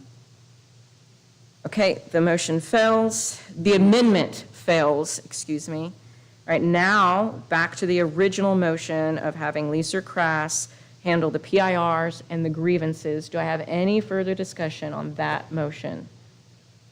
Okay, hearing none. All in favor, raise your hand. We're only going to authorize Lisa Kress to handle PIRs and grievances, and we will retain Walsh Gallegos for everything else. That is the motion we are voting on. All in favor, raise your hand. The motion passes 7-0. Thank you for that deliberation. I appreciate it. Thank you for the help, Mr. Parliamentarian, Mr. Bolton. It was your All right. idea. Moving on to discussion action item 11F, approve the J1 host school agreement with the International Alliance Group. We are actually going to be pulling this item. There's some more information we need, so this is actually getting pulled. We won't be voting on it tonight. It'll be coming back to us at a later meeting. Moving on to the reports. Item 12A, Student View Transportation Update. Brian Cruthers, Transportation Director. The floor is yours. Okay, it's going on to you, not me.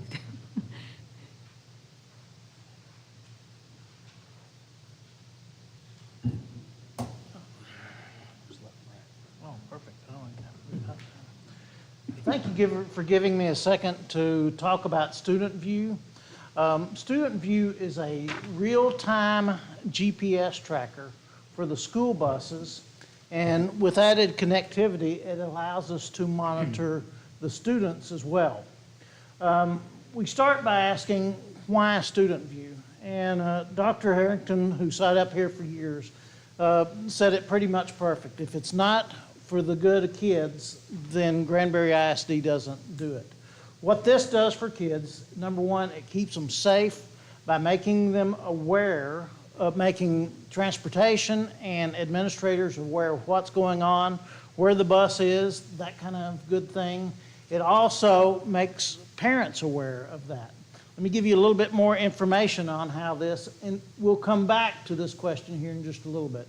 Student View is involved in three major parts. The first is Bus View. Let me back up just a little bit. Student View is a product of National Fleet Tracking. They track vehicles all over the United States. Tracking this is through the school system. The first is Bus View.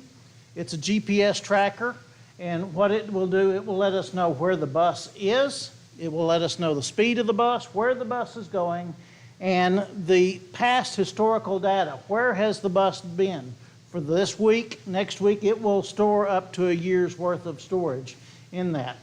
Student View goes a little bit further, and then it lets students scan their ID when they're entering or exiting the bus. What I'd like to do is pass this up and let you guys take a look at this.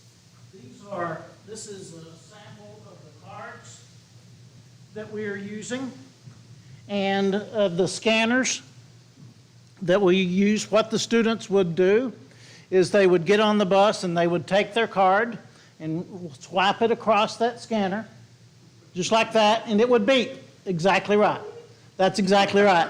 And it beeps and lets the driver know that that they're on the bus. And they do the same thing when the kids are getting off the bus, and along with the real-time GPS, that transmits back to the school district where the students are, what students are on, that kind of good things. Along with the next item, which is Parent View, it gives parents notifications about if the location of their student's bus, how long till the student's bus gets to their stop, and with an additional assignment, or when they can pick on that application, they can get additional notifications if the bus is running late.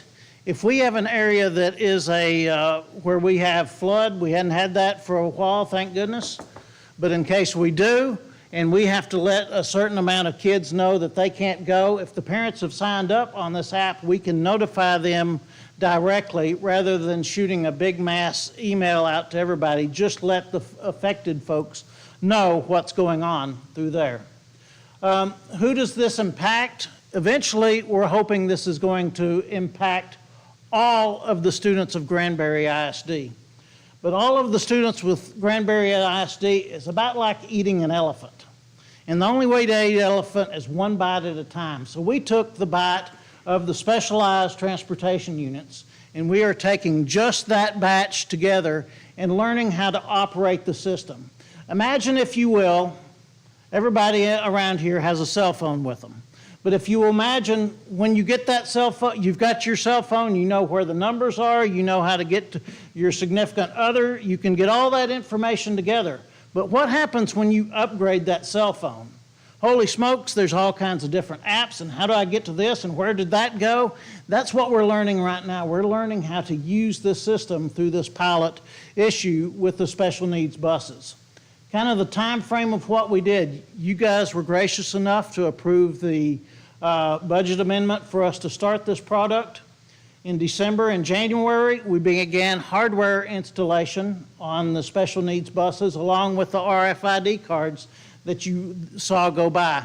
Think of those RFID cards like the tag on a garment that when the cashier forgets to use and you walk out the door and it sends off the alarms and everything. Think of that RFID card right there. It has no information other than just write that piece of information. It doesn't send any information out anywhere.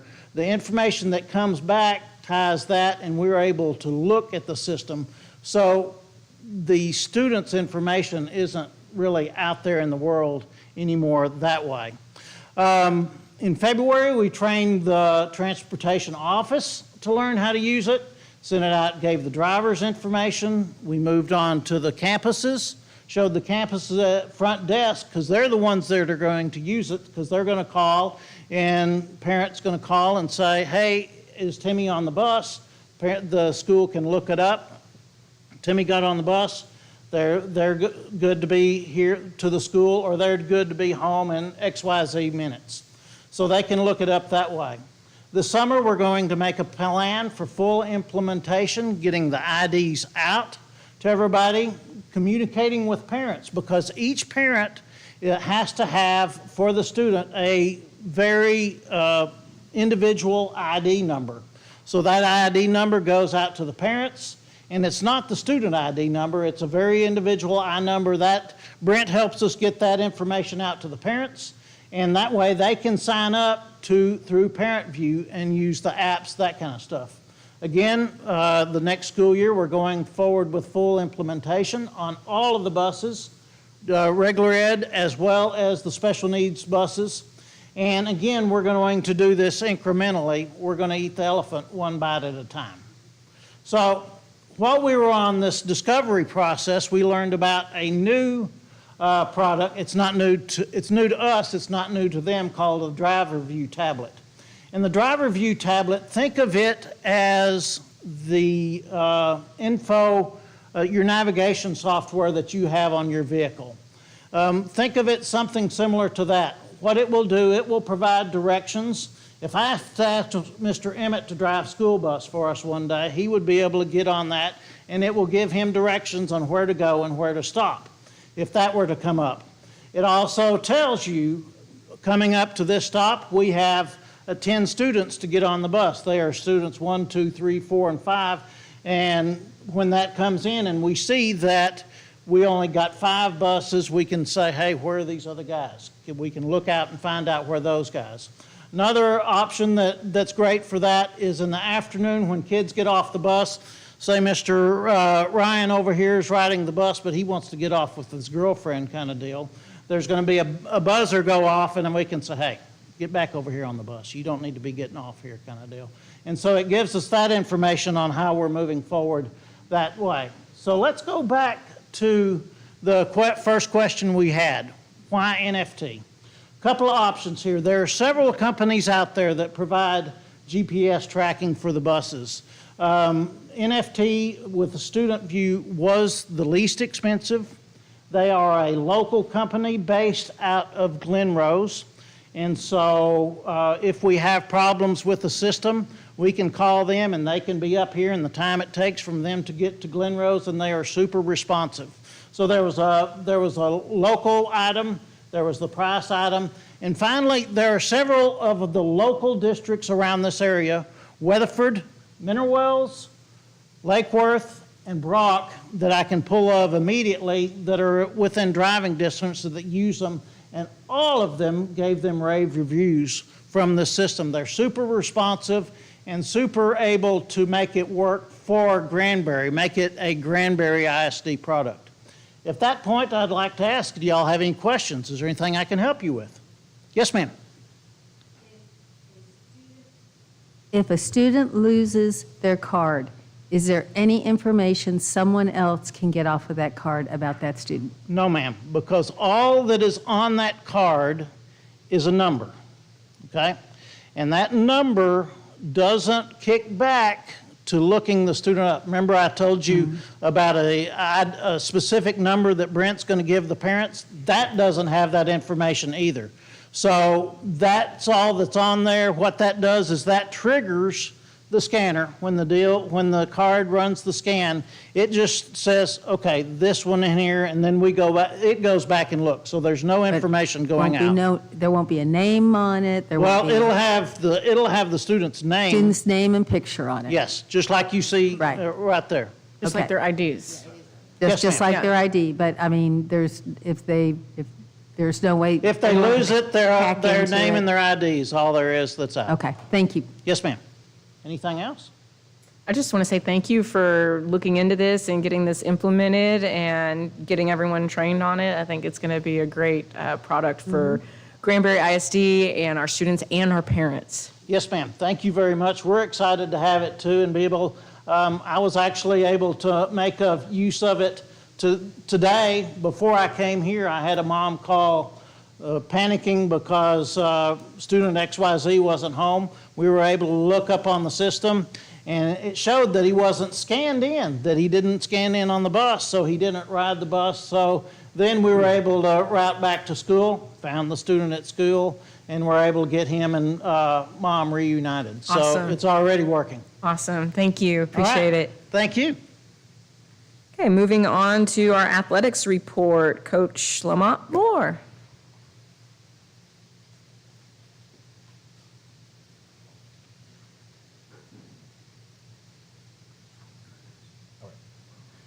Trustees, Dr. Morosky, thank you for allowing me to be here.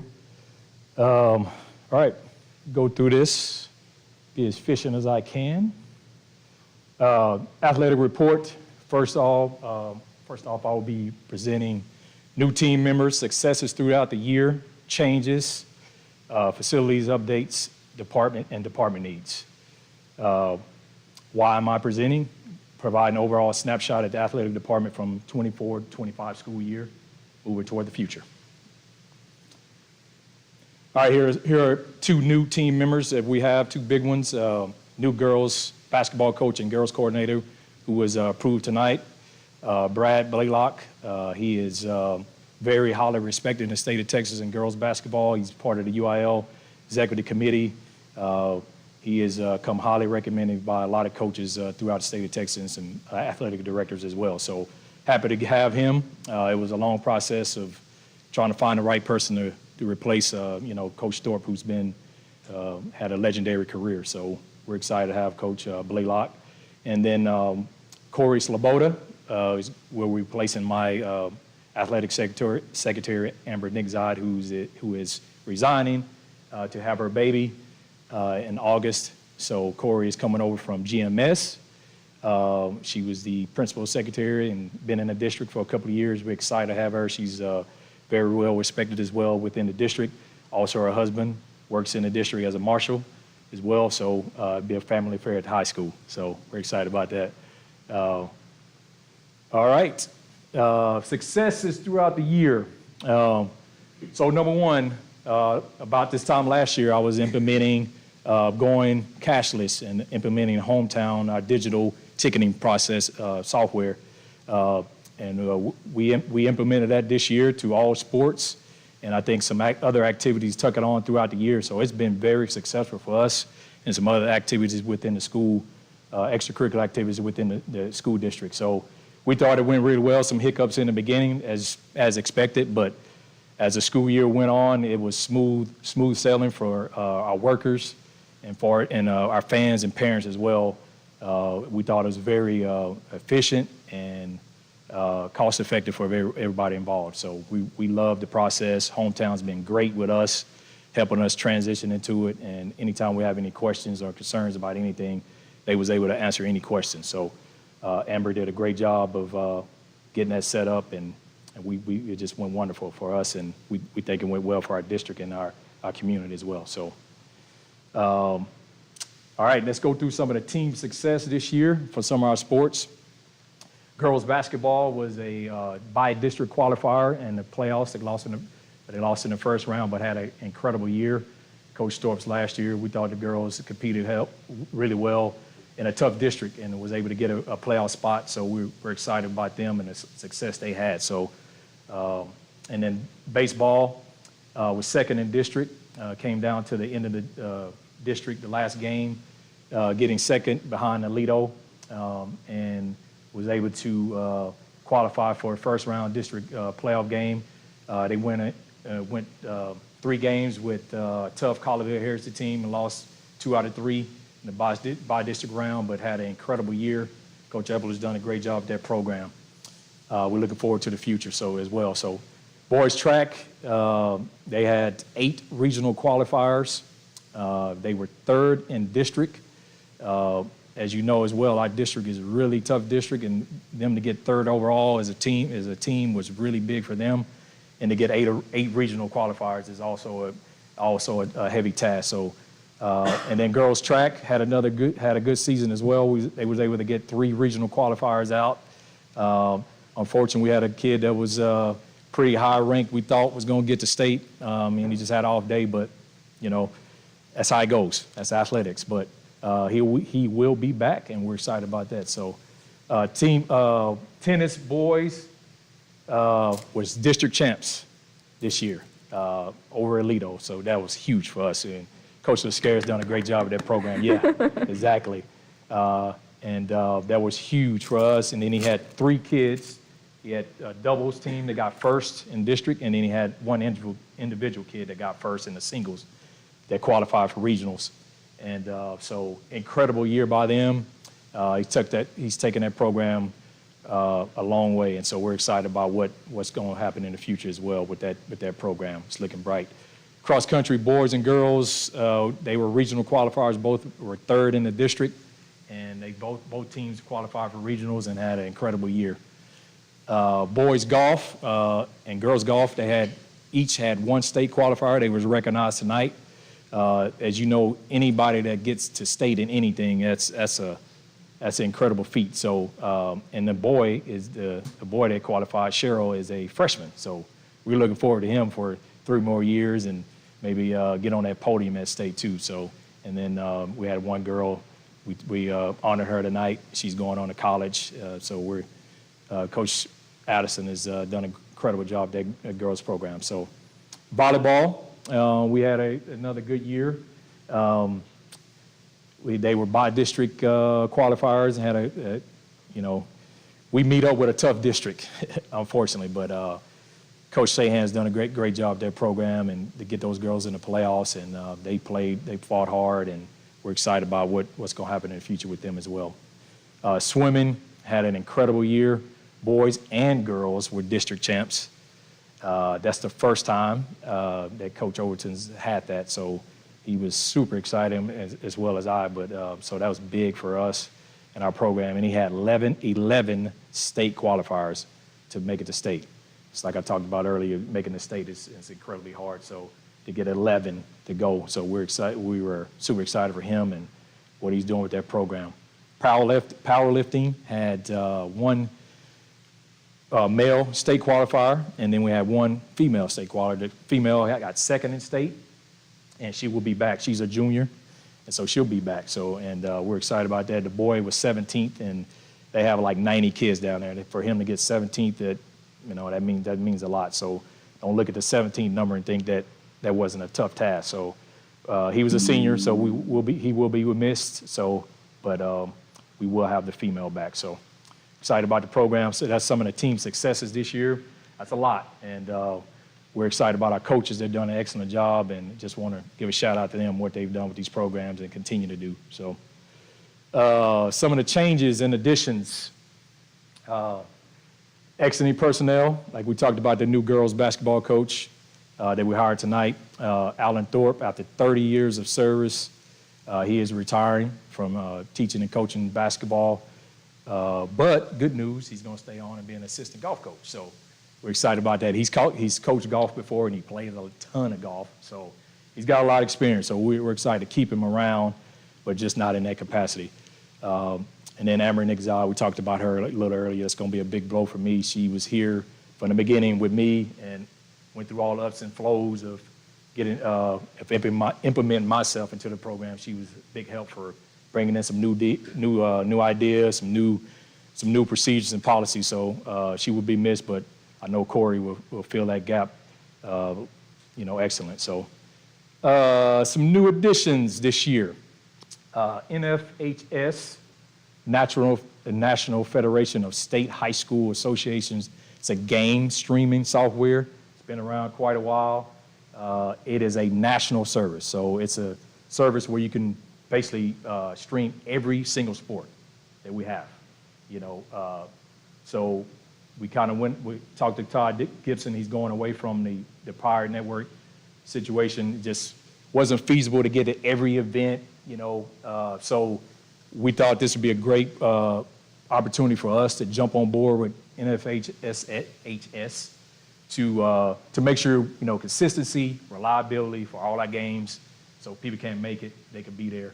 And they've been around a long time, well respected. I actually have a membership already, so I can watch the state championships. I can't make them. I can watch any sport. So it's great, and like I said, it's a national service. It's not just Texas. So we think that's going to be great for us, and so we can get that streaming out for all the games. And like I said, it's consistency and reliability for us. We will be initiating Zebra Pay this year as well. It's a streamlined process to pay athletic officials. We just think this is just cost efficient for us, and it'll be more efficient as well for everybody involved. And this is a company that's been around for quite a while, and we're excited to partner with them and get this streamlined process for our athletic officials to get paid, so on time and regularly. So Facilities updates. All right, some big ones. Facility updates, like I said, we're always looking at all our facilities, not just these two on the screen. We're always looking at all our facilities just to make sure we're up to date and making sure that all our facilities are safe and, up to par of standards of what we want. And these are two that we updated this year. James Wan Team Meeting Room, that's the one at the bottom. And you can see the before at the top with the little maroon chairs kind of bunched up with the cloth. And then the walls are just kind of plain. And then you can see the tile. And then you see at the bottom, that's kind of what we did. We stayed in-house within our budget to take care of these, which is another plus we like to do. Those chairs we already had, we just redid the floor, painted the walls. And you can see the difference, just that little touch up. And then at the bottom right is our team meeting room at the pavilion. And then you can see at the top what it used to be, where the coaches are sitting. That was a tile, and then the walls. And we did, our maintenance crew did an excellent job. We kind of built some little like theater steps, and then bought those chairs and painted the walls and put that little sign up right there from the CT. Our CT team did that for us. So we did this all in-house within our budget. So just a little pride and for us, and we just love what we can do. So, and the kids they were so excited to have that. So we trying to keep them out of it and then surprise them. So they were super excited. So, all right, those some are up. And then middle school bleachers, same thing. Just need to be updated. Want to make sure it's safe for the kids, and so we replaced those at both middle schools. Some of the bleachers. All right, some of the department needs. Two big ones right here. GHS track and field complex. You can see a picture of a mock of what we wanted to look like. So just the track is condemned. Basically, the structure is damaged. We cannot use it currently right now. We're going over to GMS to use their track, and then AMS track. It's not at the same level as the high school. It just needs to be resurfaced. That's at the point of AMS track, but GHS tracks needs to be completely replaced. Yeah, it's pretty bad. Yeah. If you haven't had a chance to go check it out, I'd encourage y'all to do that. Yeah. So those are some of the needs. Those two are the big ones for us. Any questions on anything? Oh, thank you for all the improvements you've made, and I'm excited for this new streaming system that we're going to be using. So looking forward to using that. Thank you. All right, next up is our academic report by Ms. Tammy Clark. Thank you.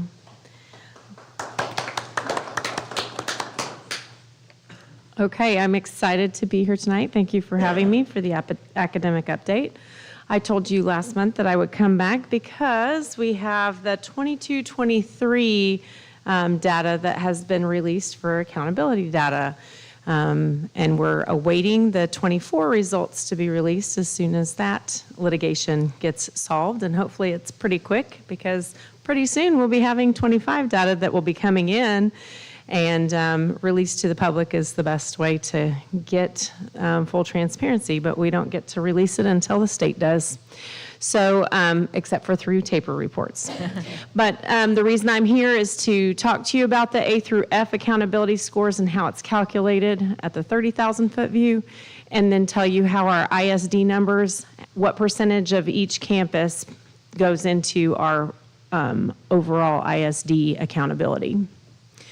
So I put the texasschools.gov there in the bottom right-hand corner. If you want to see this in anyone, texasschools.gov is where you can look and get this information. We get the information sooner than the public, but when it's released to the public, it's released at texasschools.gov. And so the 2023 is released, and it has us overall at a B. So, well, let me back up. Student achievement, school progress is worth 70% of the score. So they'll take the best score out of all of those little wickets, and they will give you 70% of that is your overall score, and 30% is closing the gaps. And I'll explain what each of those are when I get there. So student achievement, on this texasschools.gov, if you drill down into show me the details on student achievement, you will come across something like this. This is where you can see how our district for approaches, meets, and masters overall for all of our subjects compares against the state. I'm proud to say that we are above the state in every single area for 2023. It measures if our student met expectations on STAR, and how prepared they are for success after high school. So school districts with a B are recognized level of student achievement. Our goals are to get everybody at 90, 60, 30. So that's our first big goal for GISD, is to get 90 approaches, 60 mates, and 30 masters across the board. So that's what we're working for first. Anywhere we're above those numbers, then we have incremental goals higher than that. Another part of student achievement is graduation rate and CCMR. It's important to note that CCMR is lag data. So this is 2023 taper information and accountability information, which means it's 2022 CCMR data. So at 2022, we were just starting to make sure that we were doing IBCs that were counting for our CCMR credits. We were just starting the process of getting our students TSIA tested, which helps there. You can see all of the different district and state numbers there. We are working diligently on that, but this is 2022 college and career military readiness data that counts for 2023.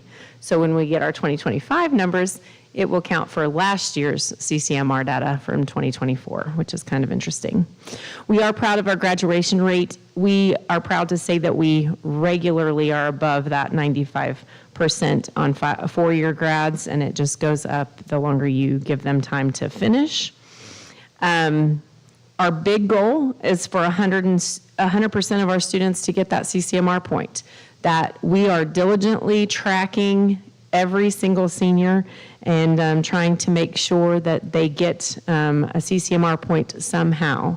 So that's the goal that we have in mind for CCMR eventually.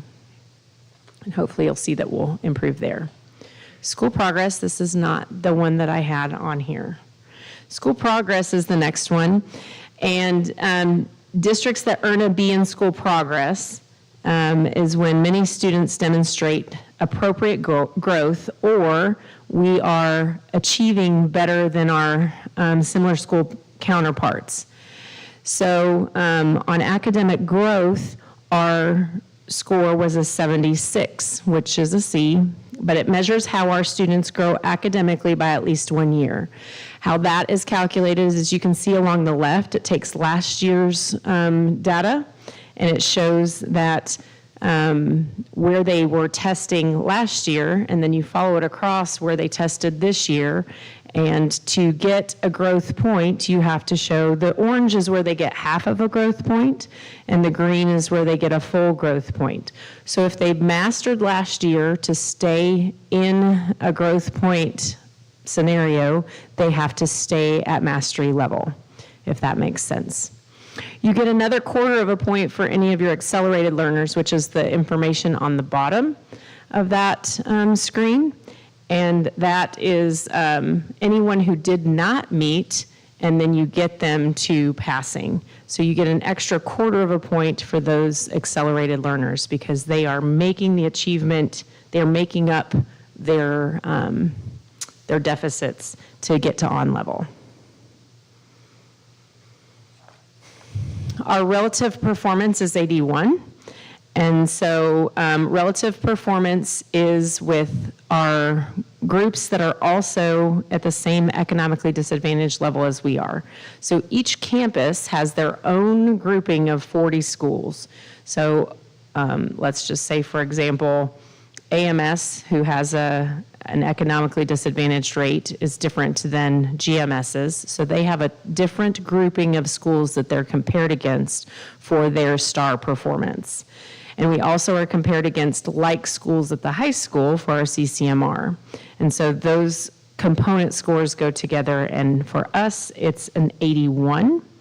So that's our like groups of schools that are the same population as ours and economically disadvantaged population as ours. Closing the gaps is really kind of, as I know that's a lot of information on there. So every single campus has 4 areas. This shows how well our district ensures that all subgroups are finding academic success, but it's not really calculated on all of the groups.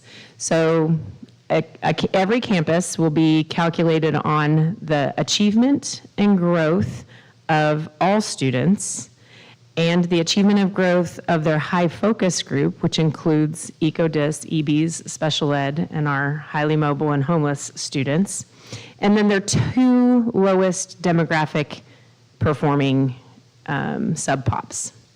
So every single one of those campuses will get graded on a grid very much like this, and then it goes into a big grid that then gives them a percentage based on the population of students enrolled 3 through 8. And so that's why our high school is 38% of our overall accountability. And then it goes down to schools that have less enrollment, 3 through 8. STARS is on a different accountability because they're all an alternative to high school, and Emma just gets the same grade as GISD. They are paired with GISD because they don't have any students that are testing. And so the recap is, with all of that in together, our highest was an 81 for school progress under relative performance. And so that was our 70% overall for school achievement or school progress. And then our 79 for closing the gaps was the other 30%, which came out to Granbury ISD getting an 80, which is a B in 2023. So that is it. Do you have any questions? Go back to that last slide for me. Yeah. So it's important to point out, I think, I know you said this at the top, but this is 2-year-old data. Yes. Yeah. I was really just hoping to show you what you could see on texasschools.gov and then to make a little sense of it for everybody who's looking at it themselves, right? This is 2-year-old data. We got the data and we presented it in fall of, in January, either December of 2023 or January of 2024 with the taper that gave us this grade. It's just that the state did not release it to the public until the litigation was done. Same thing is true with last year's data. Last year's data, we went in depth in January about the taper report. That's the view that I get. We get the taper report and we make informed decisions based on that. And I do a taper report so that you know what those numbers are, whether the state gives us an A through F grade or not. But the public doesn't get a texasschool.gov grade to see until the litigation is done. And that's why this data was just released. And before too long, not to put too much pressure on you, Dr. M, but we'll have some kind of dashboard report card, something local on our own. All right, one more thing for you. Sure. On this slide too, so I want to ask you about Emma and STARS. Do those zeros factor into the overall average, or are they just discounted altogether? They're discounted altogether. Yes, we get, so whatever points, like let's say that GHS gets 100 points, because where the points don't matter. So then 38.1 points would go to the GISD score. And then if, Acton Middle got the same 100 points, then GISD would only get 16.9 points for them, if that makes sense mathematically. And then Tammy Clark gets to fly for free. Yes. So there you go. Any other questions? Hopefully I shed some light on what the public can see when it's released. Thank you, I appreciate that. Yeah, you're welcome. Okay, next up, we have our first 90 days report by Dr. Morosky.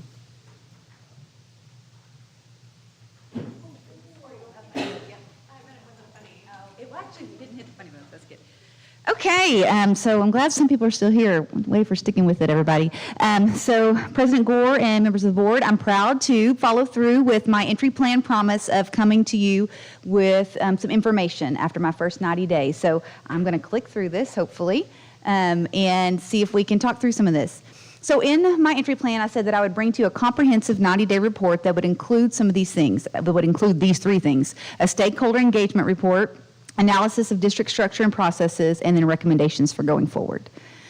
So to start with, we're going to talk about the engagement session. So before you'll see that we had many engagement sessions. There were 24 of them total, and I had participants, 1,044 participants. So very exciting to talk to all different groups of people, and 10 of those were staff, 4 were parents, 4 were students, and 6 were community, and I'm about to show you all of the results from that. I'm going to turn this so I don't look crazy. Okay. All right.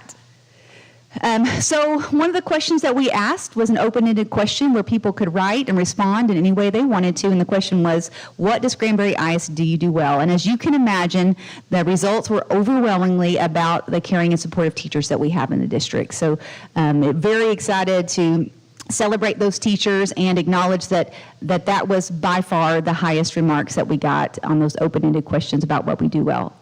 The second thing that came up many times was that we do career and technical education well. And so you know that you guys have worked very hard on making that a strong system here in the district, and everybody agrees. Last thing was that they thought the strengths that we had were communication and community involvement. And after those three popped up, I wanted to give you some examples of comments that were written. So on this slide, we have things like teachers truly care about the well-being and future of our children as reflected in the heart that they pour into their jobs. I love that quote. Granbury ISD excels in communication and community engagement using newsletters and social media to keep residents informed. It fosters collaboration, which ensures all students are successful. I love the CTE program and how it supports students learning a trade, knowing that not every student is going to college. And lastly, the time staff spends ensuring all of the kids feel welcome and loved. So great comments from all different groups. These, remember, some were students, some were staff, some were community, and some were whatever group I left off, parents. Okay, another question they asked, open-ended, was, hey, where do we have an opportunity to improve? And so the three things that kind of came to the top after analyzing all that data was that supporting staff and salary, looking at salary, were some of the top things that came back from those engagement sessions. Facilities and buses also came back, and many people talked about aging facilities and some different items, and we'll go through a couple of comments that came from that. And then also a lot of people noticed that we needed to do a little better at culture and connections. So some of the comments that they wrote was communicate positive things and connect with the community. Another thing we could do better is providing better 5A quality facilities, newer technology. One person said, ask for feedback from all staff members when making changes, and listen to and show care and concern for staff and support them in the classroom with behavior. So that's an indication of that open-ended question. So the last thing was, in your opinion, what should the immediate focus of the district be? Should the focus of the district be? So I broke this into different voices so that we could kind of see how everybody was feeling. So staff voices is first, and you can see the gold bars are the ones that came back with the most popular. It's kind of hard to read on the screen, but the two on the left are academics, reading, writing, science, and math. For staff, communication, they felt like that needed to be a focus. Behavior and bullying for staff was very important that we look at, and the climate and culture. We had 10 sessions with staff and 597 participants, so that was good. We had some parent voices, and so parent engagement, we had 4 sessions, but one of those sessions was a survey that I sent out because I couldn't get a hold of all the parents so quickly. But same thing, the gold bars are the ones that they felt were most important, and it's no surprise that the academics on the left, the communication was important to the parents, and then also the behavior and bullying bar was important. The student voices were fun. They were probably my favorite engagement sessions because they just say it like it is. So we did have 5 things that popped up, and they're a little different, and it's fun to think about what they were considering. So they did not put academics or cell phones first, just so you know. But they really felt that communication, and they gave some great examples for being better at communication as a district and the school, safety and security, behavior and bullying. CTE learning was by far their favorite thing to talk about. And then they were really interested in making sure that, future choice opportunities in the district would be available. And we said when we presented that a choice opportunity was something like the STEAM Academy at Brino, where a parent might have a choice to choose what model their student learned with. Community Voices was another. We had 8 sessions and 190 participants. Reading, writing, math, and science were high on their list, and the other thing that they really wanted us to focus on was CTE learning. So those 3 gold bars were the most, the focus areas from that group. So what I did is I took all of those things together and really came up with 5 gold bars with all groups considered. So not surprising to me or you, the academics on the left, communication came up everywhere.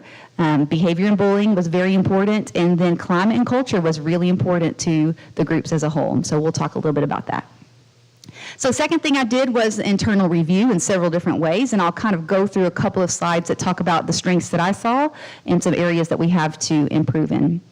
So our district strengths, as I mentioned, our teachers and campus staff are welcoming, they're hardworking, and passionate about students. So that was evident in all of the things that I found, and obviously in our engagement sessions as well. We have talented and capable leaders at both the campus and the district level, which is a wonderful thing to walk into. Our curriculum and special services, which is special programs, I shouldn't have said that, department, are student-centered. GISD operates effectively and frugally, and budgeting is cautious and prudent. Number 5, technology, facilities, safety, and security operate smoothly. Students have many exemplary opportunities in GISD, including extracurriculars, fine arts, the MC, JR, OTC, and athletics and career pathways. And we have a thoughtful and collaborative strategic plan that's in place. So those are really some of the major strengths I saw when reviewing things. And then when I reviewed things, I saw that we have some areas to grow in, and some of those align with some of the things the engagement sessions revealed as well. Number 1, there's some opportunity to build trust by being transparent about district goals with stakeholders. Number 2, we really want to explore opportunities to ensure Granbury ISD is a high-performing district in the state and nation and the best choice for all families. Number 3, continue to improve district culture and climate to create a place where staff and students feel valued and appreciated. And lastly, we have an opportunity to clarify and formalize district processes, including things such as a long-range facilities plan, instructional support and expectations, and central office procedures, so just to name a few. And so really, those are my first 2 steps. The next one is the recommendations that I'm bringing to you.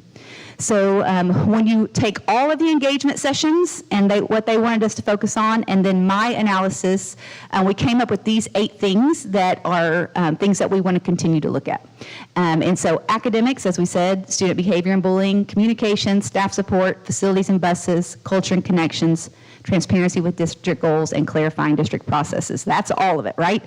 We already have gold, they're like little asterisks there, gold, if they're already addressed somewhere in our strategic plan. So these are not new things. These are just, almost like solidifying that this is still important work to be done, and it was already identified by the group that did the strategic plan. The other 3 items give us an opportunity to look at making sure that we have a plan for those things. So the first thing I'd like to recommend is that I stand before you and talk and gather some feedback about the next recommendations on the next slide. So I'm presenting this to you and then seeking some approval to proceed. And so my recommendation number 2 is that we refresh and reorganize the strategic plan to include new areas identified through the engagement sessions. And what I mean by that is those 3 that are not included currently. Also, when we're refreshing and reorganizing, we would, of course, talk to the strategic planning committees, and we would want a really easy to read 2-page version to publish. I think one of the things that we need to do is publish a really easy to read version that is clearly outlines what we're working, or lays out what we're working on as a district to our public and our community.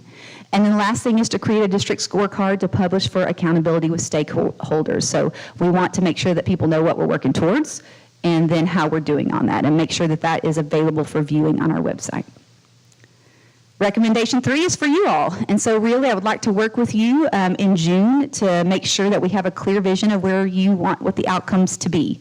And so we have some outcomes that are in our strategic plan, but we'd like to come back to you and make sure that we're heading the right direction and make sure that you are part of that goal setting process to tell us exactly where you want to be. I would also like to create 4 advisory groups to continue to listen and evolve. And so that would be the same groups of people, of course, not the same exact people, but a student, a parent, a staff, and a community advisory group. And I would schedule at least 4 meetings a year with each of those groups to continue gathering feedback and make sure that we are keeping that part of our engagement open. My last recommendation is that I promote and build trust with stakeholders by presenting information consistently to stakeholder groups and being visible in schools and the community. So I would schedule and present this information regularly as well as any updates that you make on goals that you would like to set. And then also I'll make some superintendent visibility commitments because visibility came up a lot in what I wanted. One of the questions I asked was, what can I do for you as a superintendent? And visibility was in there. So I'm going to include a visibility commitment as well. And so my last parting thought is that we'll lean into our strengths to accomplish our goals. And with the amazing people and passion we have in our district, there's nothing we can't accomplish together. And I just want to say, I know that was very official, but the people, the programs, the things that you have, guys, that you have in place is amazing.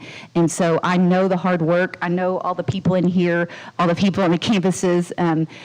It's just a gift to be in the district and to see all the hard work that's gone into it. And so I just want to make sure to end on that positive note. Any questions? Thank you. We will post, there is a one-pager, I know y'all are dying to read it, on our website, and then we'll also post this slideshow on our website, and I'd love to seek any feedback that you have to give. Oh, I'm excited about that dashboard. Yeah. Me too.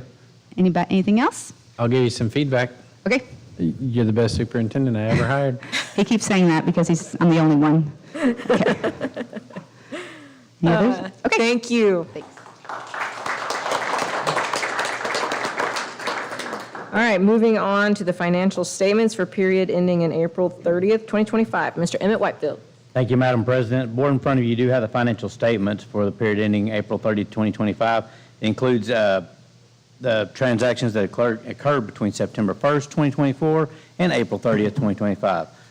Revenue collected to date equals 89.83% of the budgeted amount compared to 85.23% last year. And expenditures today represent 63.94% of the budget compared to 61.91% in 23-24. There's nothing on the financials that really stand out to me, but I will answer any questions that you have. Any questions?